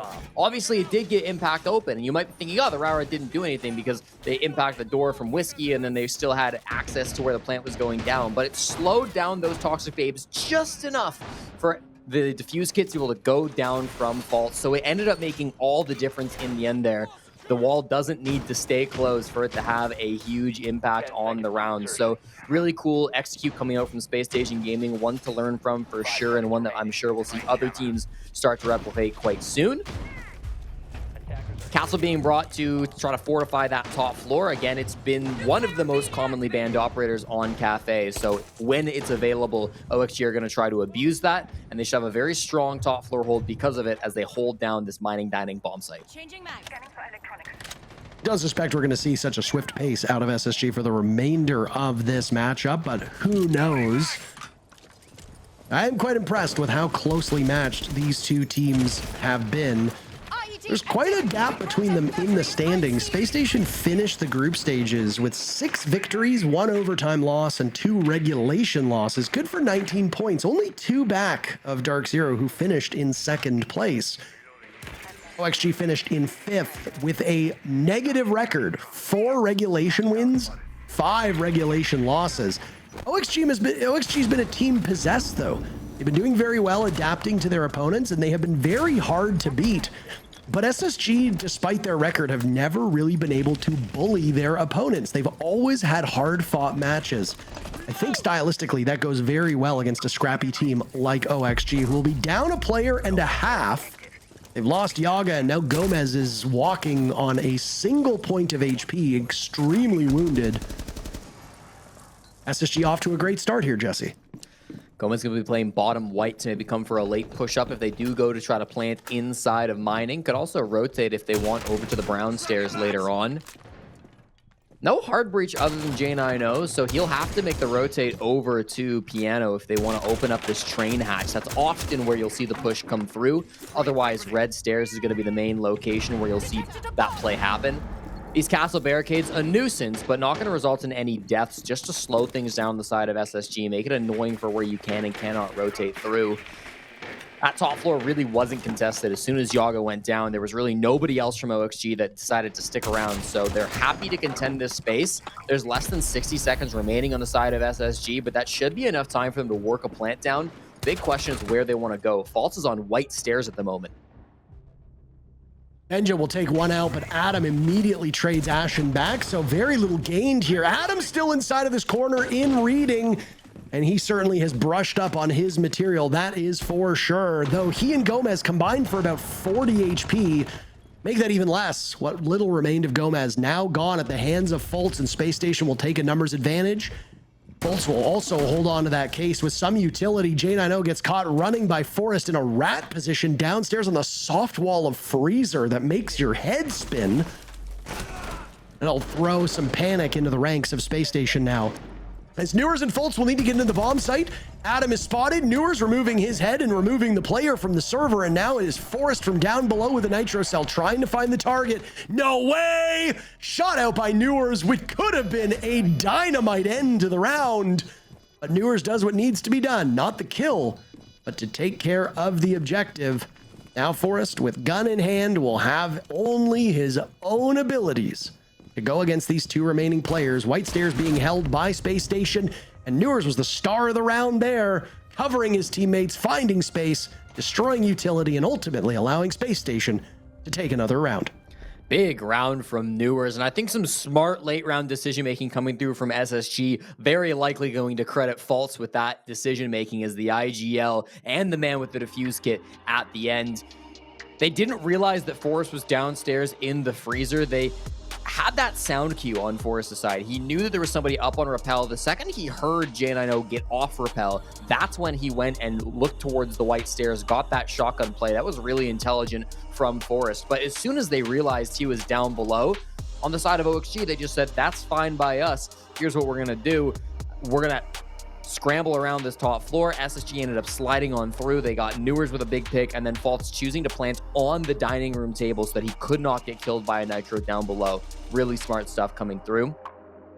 SSG, now that they are up 2-0, have finally decided they will not be calling attack timeout after the first 2 rounds. Instead, OXG will do the same. They say, nope, 2 rounds, that's far too many with an attack timeout. If SSG won't do it, it's up to us. They call the attack, and they make sure that we will pause just briefly the start of this game. Fluke was right yet again. It hurts me to say this. I have an adversarial relationship with Fluke. Nothing but love for her in my heart, but on broadcast, it does us well to present ourselves as sworn enemies. Having to say that Fluke was right, it like physically inflicts pain on my body. But she's the one who called that all these timeouts are happening at the tail end of round number 2. For those unaware of the way that timeouts work, you're allowed to talk to your coach for that moment. That is the only time that a coach is allowed to talk to their team. The only little asterisk to that is if your opponents call a timeout, and then you get to talk to your coach yet again. But OXG's called their timeout. Callout gets to speak to Space Station. Redeemer obviously gets to speak to OXG. If SSG calls their timeout at any point later in this game, OXG will also be able to benefit from that same timeout. It is good to get the coaches to weigh in on these things. They can affect whether you want to ban certain operators, because it's not the coach that's banning operators, it's the team that selects it, even though they likely go in with a game plan that the coach is aware of. But it also allows another voice to come in and kind of talk to these players, because sometimes what needs to be corrected is not a strategic element, but an emotional element. They're off to the races, Jesse. Fultz will clear out the top floor and they will find nothing. They walk in and confront castle barricades, then have to stop because they're a little concerned here. They are bogged down. I don't know if they were expecting that castle barricade in the corner, but they are tucked in quite nicely right now, staying alive for the time being. I'd have been worried about a cigar player. Usually that castle barricade means that there's somebody directly in the cigar box, and so being able to use the line and the blitz, that would have been a surefire kill. Instead, though, the castle barricade is set up, and it's only Adam that's really nearby playing the pixel part of the map, still just over towards Piano. SSG still with a massive advantage, though. They've gotten a little bit of damage onto Gomez. This clock is still looking really nice for them.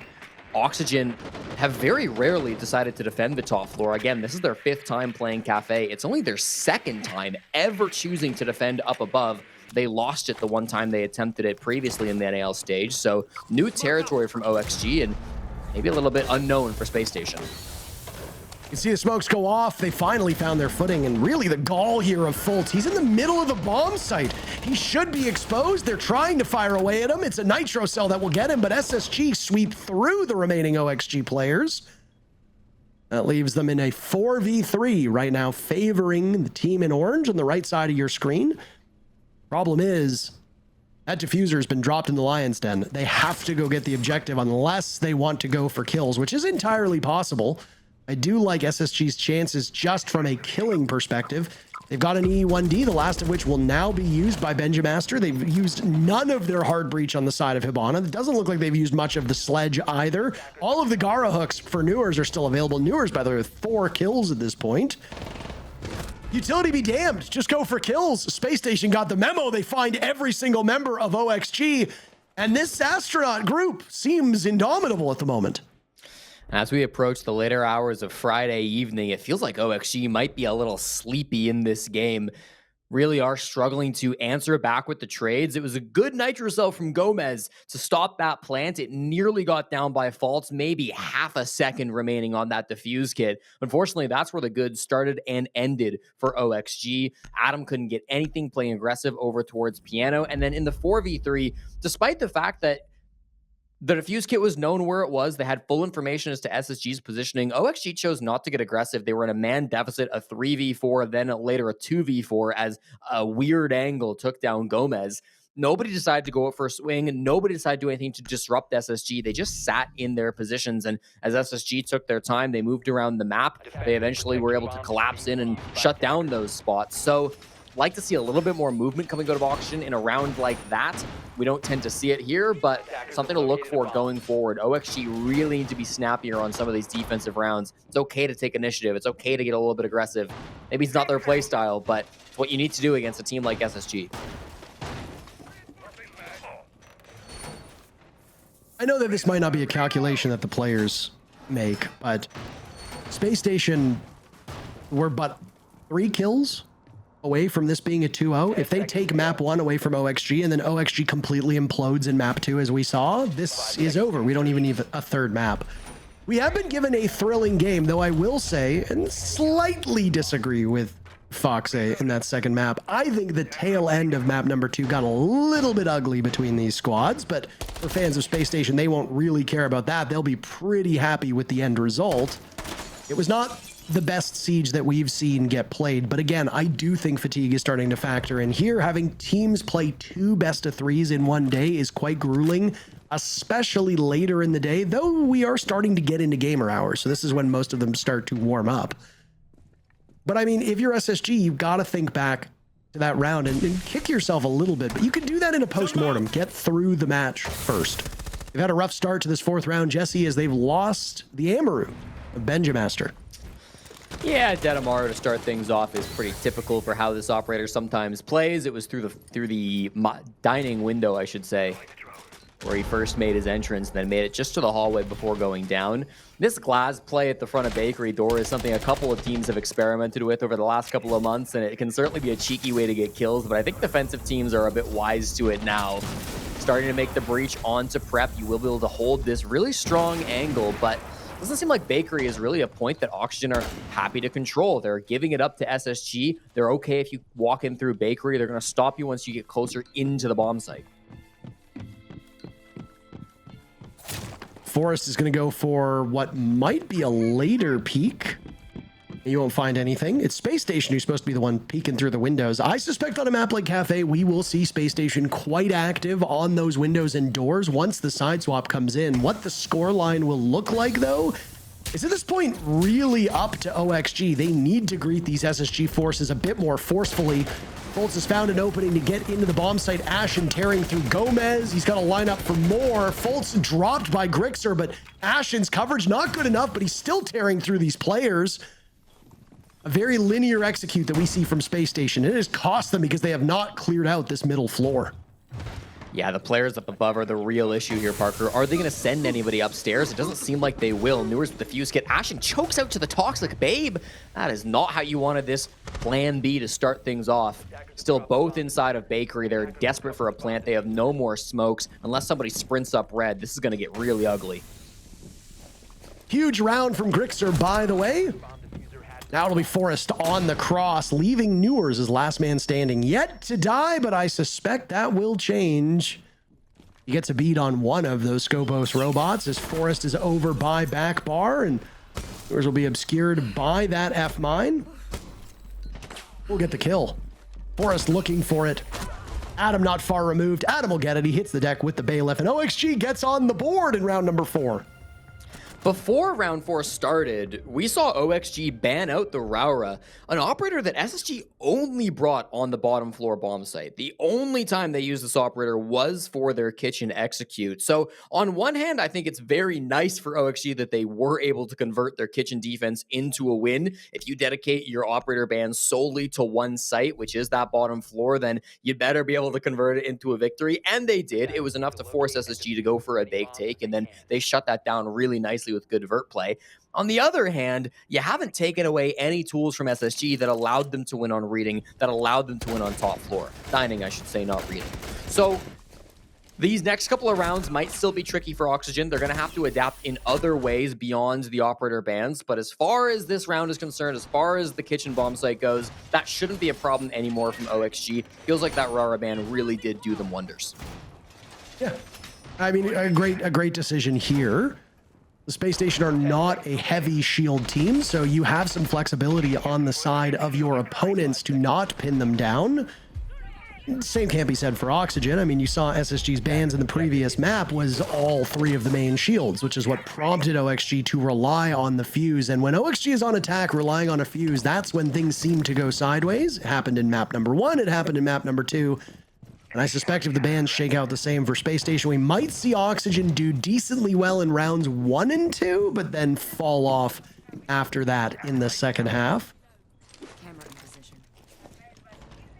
Different changes here now for OXG. They've liked a very similar lineup through a lot of their defenses, but this time, Jaeger, not a staple of their defense, brought in. Pulse, also not a regular appearance in the defender lineup of OXG, and then of course the Aruni brought in as well. I do like these changes from Oxygen. Whether it'll be enough to kickstart their defense, well, they've got 2 rounds for maybe new operators on maybe new bomb sites to pay off.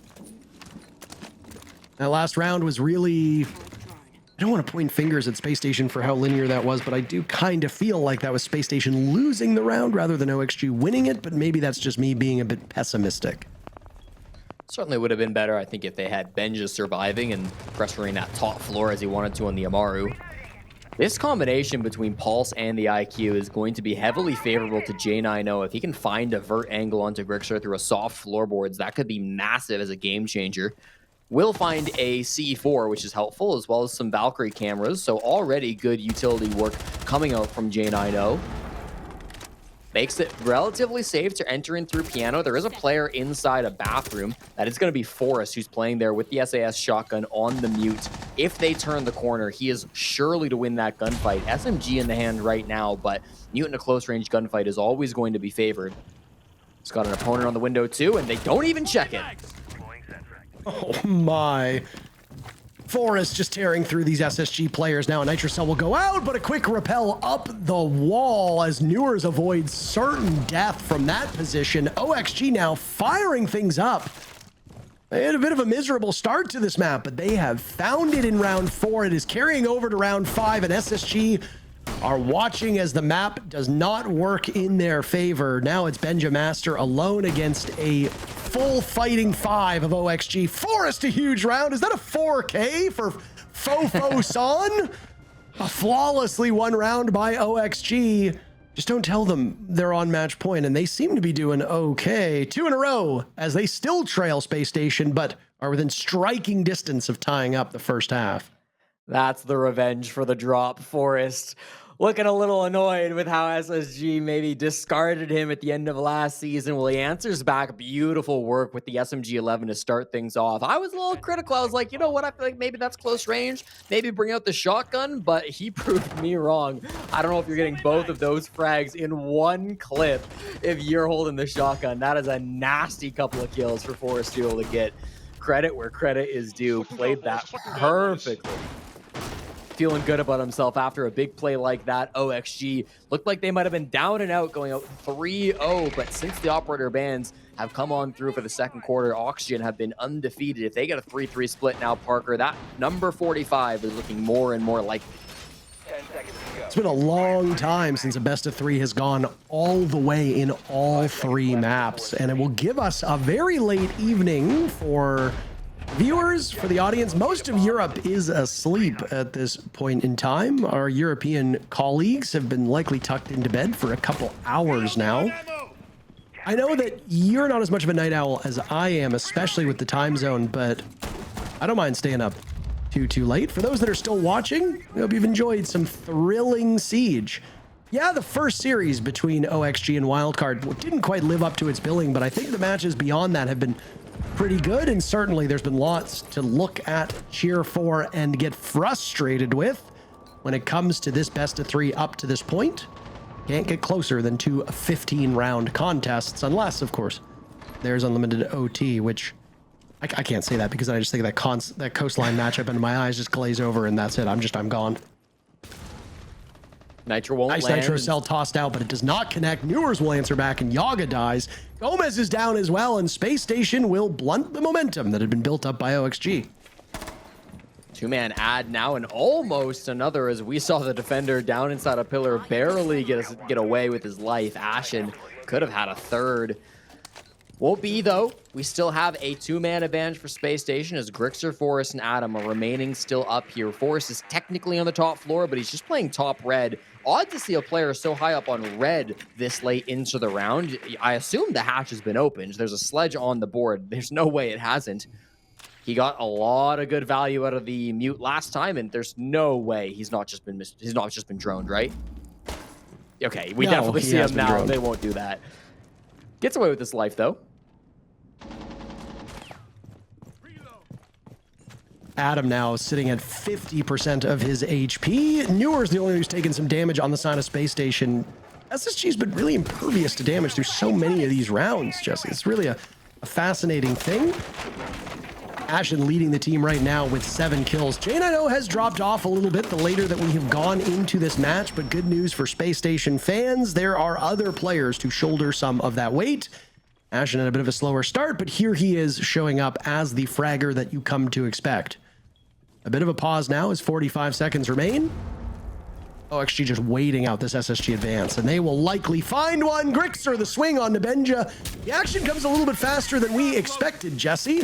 Now smokes will go down, fire as well behind them as Fultz sprints on into the bomb site to try and find some security away from the prying eyes, but there's a Maestro still on the board. A burst of action over by the bomb chassis. Both teams lose one. Adam and Grixer to stand and wait as SSG trickles into the bomb site. Evil Eyes up, giving information to the remaining defenders. Adam on the ground doing serious damage, looking for more. He'll find 2 of them. Goodness gracious. What a steal of a round by Oxygen. SSG looked like they had it, but no, their hopes dashed at the last second.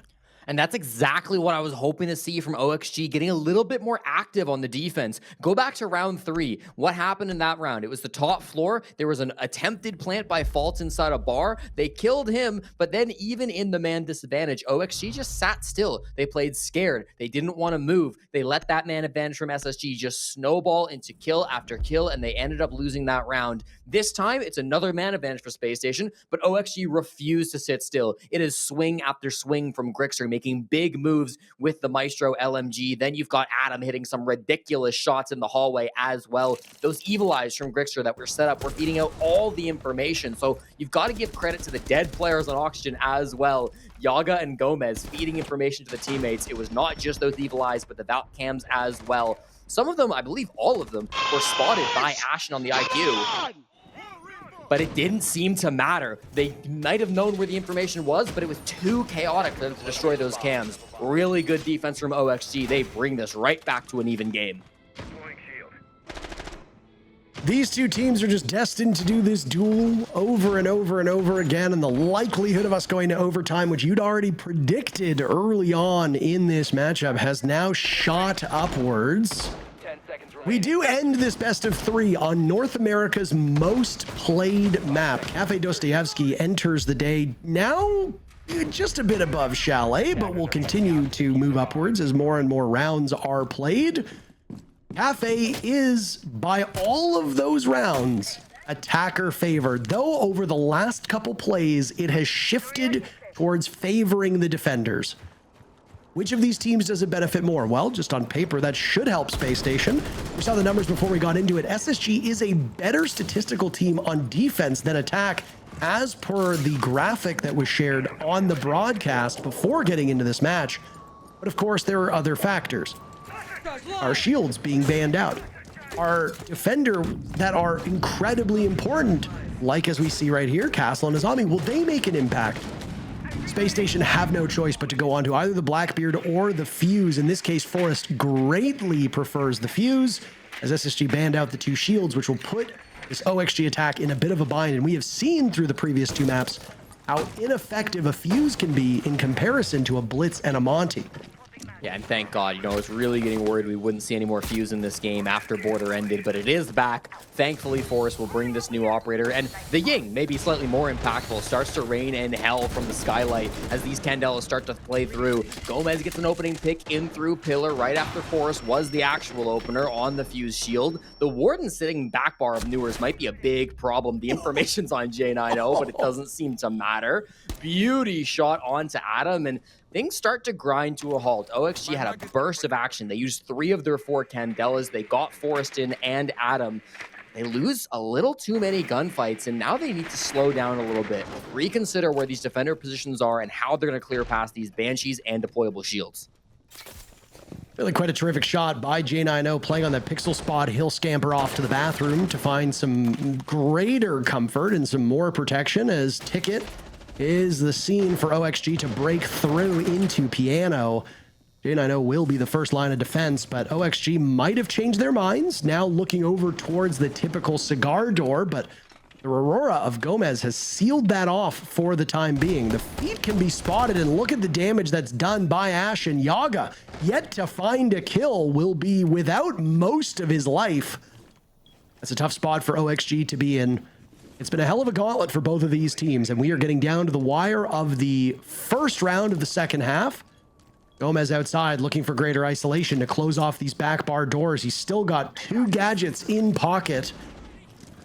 Out will go a smoke. He'll drop on in. Immediately punished by Newers. Didn't bother to use any of his gadgets. SSG certainly not missing their mark. Yaga, the last one standing, still without a kill. Gunned down by Benja down below, and Space Station will take the lead. Once plan A failed, that plan B really did not look pretty from Oxygen. Just dropping the hatch raw without any Candelas. Yaga still had one Candela in his pocket late into the round, but he used it about 10, 15 seconds before they pushed.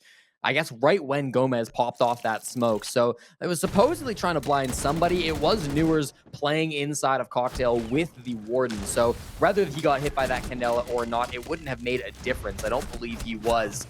Regardless, they do trade things out eventually, but the numbers are too strong for SSG. Good play by Benja down below to finish off that round. And really good play, I think, from the early round. First Gian, I know, hitting that shot on the Pixel shield over towards Adam. And then the first kill on the Forest as well. That came from Faults, who was playing, I think, just below.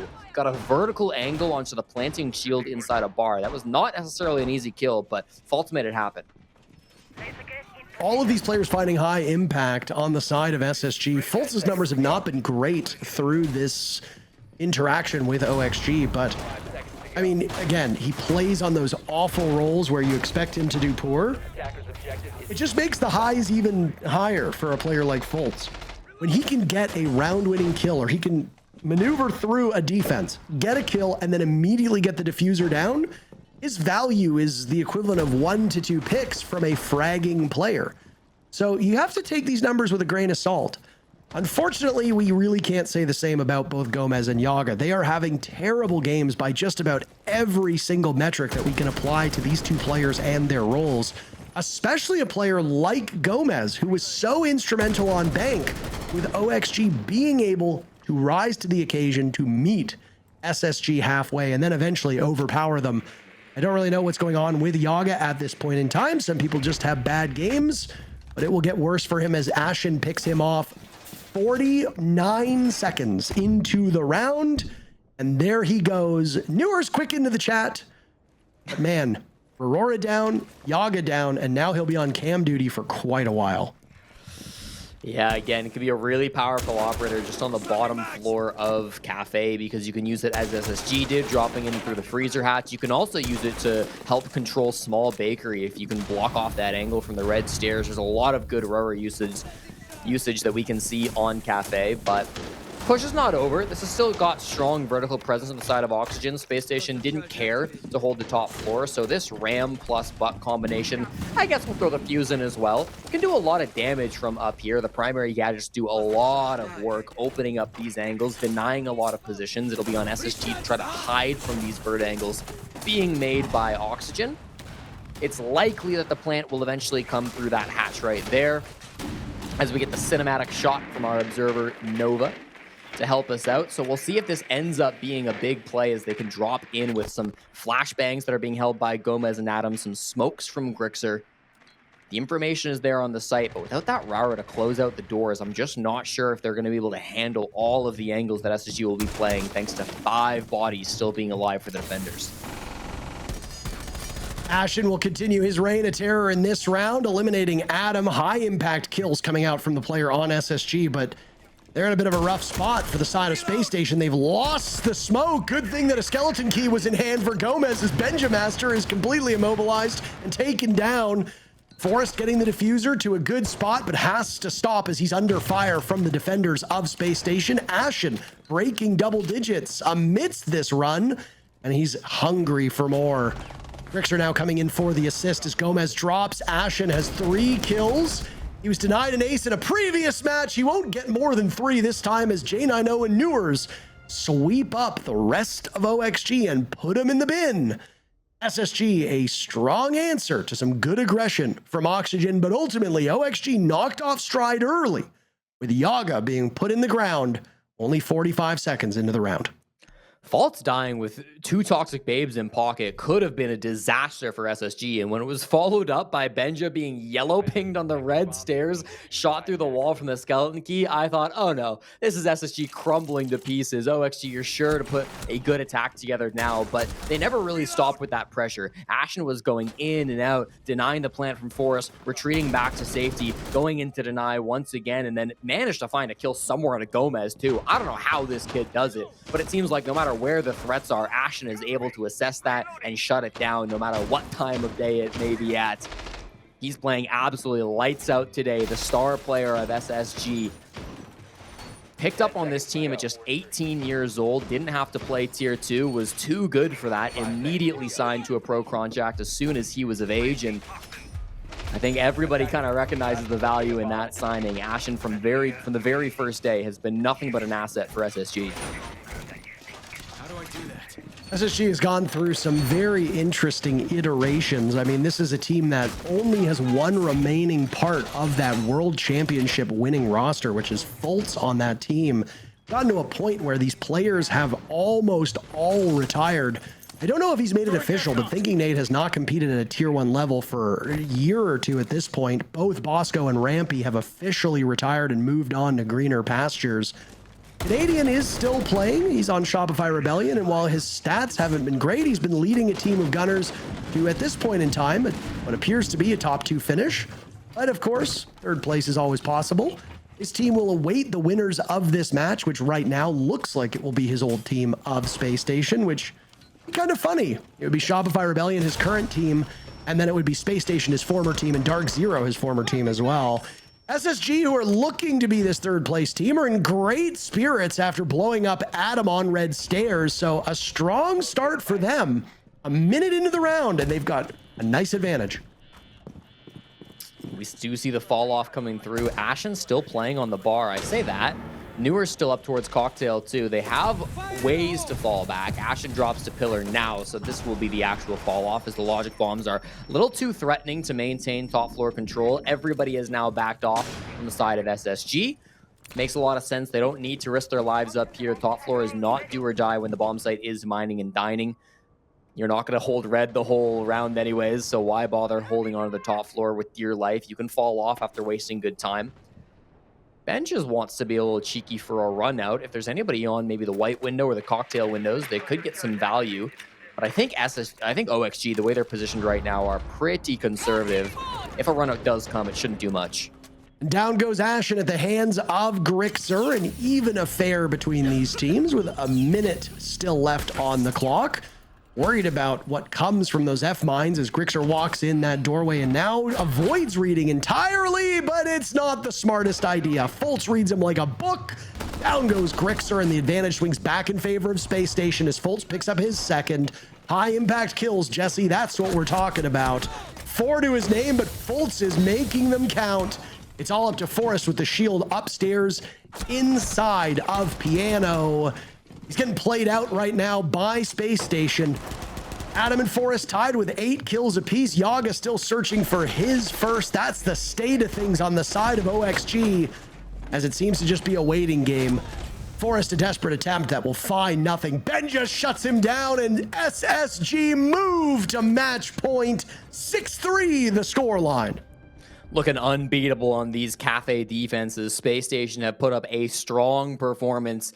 They run through a full site rotation without dropping even one. We go into the final set of operator bans. Some great anchor play from Fultz. We've given a lot of credit to his anchor partner in J90 today, but Fultz putting up some fantastic play, just as you were referencing his SI championship performance a few years back. It'll be a Blackbeard ban. Don't know if Forrest was going to play it anyways, but just to ensure that he does stay on that fuse shield, why not remove it? I like the Valk ban. We've seen a lot of Valkyrie so far today from both teams, and while it is nice to be able to counter that with an IQ, it's much easier to not have to worry about all those cameras that could be keeping an eye on you. This is where we really get to test OXG. Will they be able to lock back in? We saw how much they were able to choke the lead back on border. Felt like it was going to be a clean 2-0 sweep, and Oxygen would be knocking Space Station out of the tournament. It was 6-2 on the second map after Oxygen led the series 1-0. But now the shoe's on the other foot. Are SSG the same type to throw 3 back-to-back-to-back match point rounds?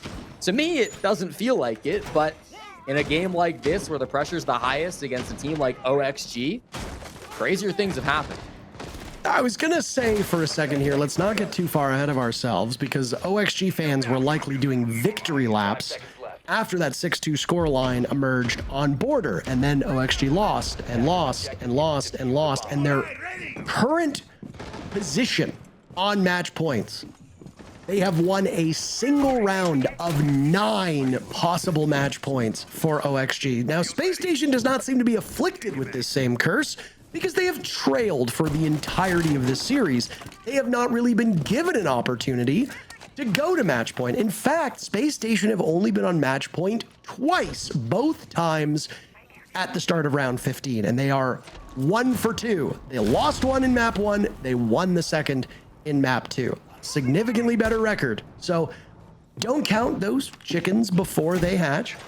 The eggs can still spoil, and they went real bad for OXG real fast in the previous map. Again, I'm with you on this. I don't think Spacestation is the team that's going to keep choking round after round, especially since the deficiencies that came out for Oxygen or when OXG were attacking without their shield set up the way that they want. They've abandoned the shield this time.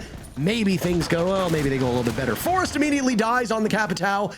Shield or no shield, he's as good as gone, and Spacestation are 4 kills away from 3rd place.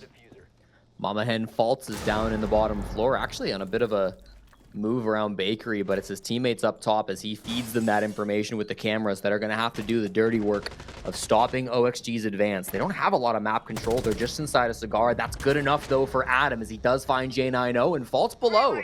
Talked about his positioning, cleaned up by Gomez. So great read by OXG. They now have a chance to reset, bring all their players back to the top floor, and with an equal man count push, super doable. And I like Newers' spot here. Again, tucked in really close, reading Adam, seeing the bullet tracers, and repositioning over towards that cocktail windows where they knew one player was. Grixer eliminated, and Gomez hanging by a wire as OXG's chances hang by that same thread.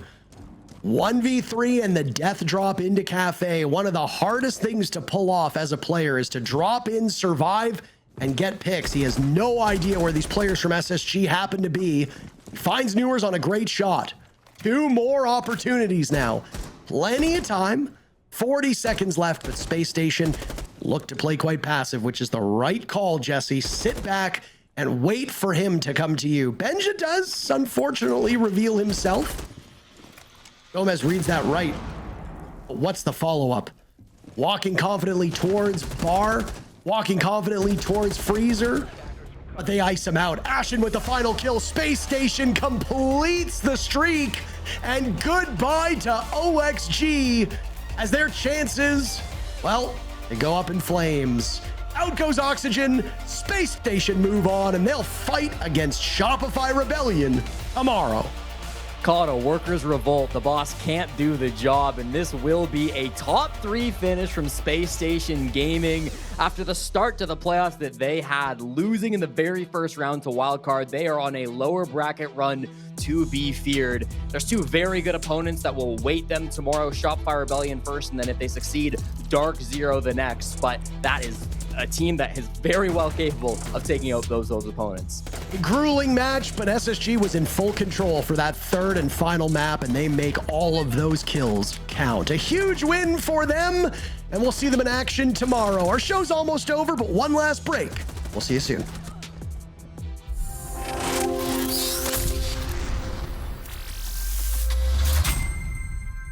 Here's a rotate. In freeze. Contact. 1v1s. Guys, this Let's go, mental, boys. mental. We do not break, fellas. We do not break. We actually don't break. That's actually insane. We do not break, fellas. We do not. I was good share right there, fellas. Hard nose. Hard fucking nose. What a test of the mental. Ashen said it. They do not break. They fend off 4 series points, and then they make it work, taking it to map 3 and winning it. On map 3, we have Ashen standing by, the man with the mental himself. What a win. Dude, I mean, that was so fun to watch. How do you guys look in the mirror, 6-2 down? What is it you say to the team? What is it you guys talk about before making that insane run on map 2?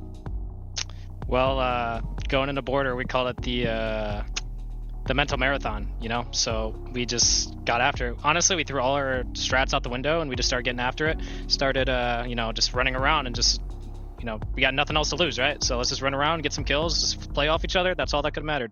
And, you know, it ended up bringing us all the way back. We stayed in it all the way through, stayed hard-nosed, good mental. You know, that's what we do outside the server. We train a lot, the mental toughness, and it paid off here. Yeah, I mean, we definitely saw that. I felt like in the best of 3, you guys only got better and better as it went on. I mean, into this last map, obviously on Cafe, I saw you guys completely banned out all 3 shields. Was that something that was just, obviously you noticed that Forest was using the shields and OXG needed it? What was like the game plan behind banning those shields? Yeah, we know, especially from VOD review and just the previous maps, that they need the shields to do all their cheese takes, like all their ISOs and like with Ying, Glaz, all that stuff. And it was funny, they were doing a lot of the stuff that they did in the scrim, and we had a little, we just had to point it out to them real quick. So ban all their 3 shields out, cut out some of the cheese, and then just let them play into us, honestly. And we had good win conditions, and that's what we played into. Well, there you go, Ash. Congratulations, pushing one step further. I want to talk about just kind of the game as a whole. Were you a little bit taken back at how well Oxygen has been playing from the previous stage, obviously, then to now? Yeah, obviously, getting Forrest, he's a good player in the terms that he's an oddball player. He can make weird stuff work, and obviously he's not there for his mechanical ability, but more for his calling and his ability to have like cheese in the back of his pocket, right? And they did a lot of that, and I think knowing Brox from teaming with them, we knew a lot of what to expect. And in Bank, we lost to a lot of ourselves, honestly. We just weren't keeping it simple. Same with the border attack. Like, it wasn't really too much of them outstratting us. It was us losing to ourselves. We were tired, we wake up at 8 a.m. That's, but we got the fucking Iron Mental. Well, just to follow up 3 energy drinks deep. 3. Well, just to follow up then, do you think not only just in your guys' own skill and understanding of how you want to approach Cafe, do you think you also beat them on that endurance side? Oh, 100%. I think every single stage that I've been in Pro League, I've gone through an LCQ and an elimination game, so I know what it's like to be through this. All my teammates do as well. We got Newers going through the ringer now, so, he's getting used to it. It's... Whenever our backs are put against the wall, you can never count us out, no matter who we're playing against. We're at least always going to make it tough, and today we took their souls. That's very true. Ajay, can you tell me a little bit more about that? Because you guys go from losing the opening round in the upper bracket to then going on a run and making top 4, doing what you guys set out to do. Was there anything that changed during that time? Was there anything that you focused on, or did you just keep going day by day? Yeah, we actually... It wasn't too much we had to change. It was more of just like a mindset shift, because we weren't keeping it simple. We had a lot of ideas. We weren't sticking to just one concrete idea in that wildcard game. And I mean, we lost 8-7, and that easily could have went a third map. Just like the games today, we played 3 8-7 games today. And I think definitely what changed is that we just kept it simple, stuck to one idea. We do this. All 5 of us work on this goal. Last question. Shopify tomorrow, thoughts? Hey, when heads duck and pants start shitting, that's when we start taking souls. Perfectly said. We'll end it on that. Thank you so much for your time. Congrats on the win, and best of luck in that match tomorrow. We'll see you then. Thank you. All right, well, a beautiful quote, as always, to end it from the SSG lads. And what a match. Really a game of endurance. I mean, this thing was a monster of a game. 30 rounds deep, we then go to map 3, and SSG, Ashen said it, they do not break. They locked in and took the win. Again, they've always been known for their mental side. It speaks dividends when you watch this SSG when they're down, and he already talked about it. You can't count them out when their backs are against the wall, and that clearly shows here. Being able to recover that game on board and then to push it in here and end it so convincingly, it definitely speaks into that endurance, because yes, every player on Oxygen has been on a team, has been in this moments where they have to practice and endure and go through this battle of attrition, but this is a roster that is coming together, finding their foundation still, so it's a completely different look at what that endurance shakes up being, because you can't rely and have that faith that you would on a roster that's been together for a year, been together for 2 years rather, that these guys have been together for a month, I would say. So for the simple fact of that, when you're going against a team like that SSG that has been here every single time, been through these LCQs, has had to run these gauntlet games to say the least,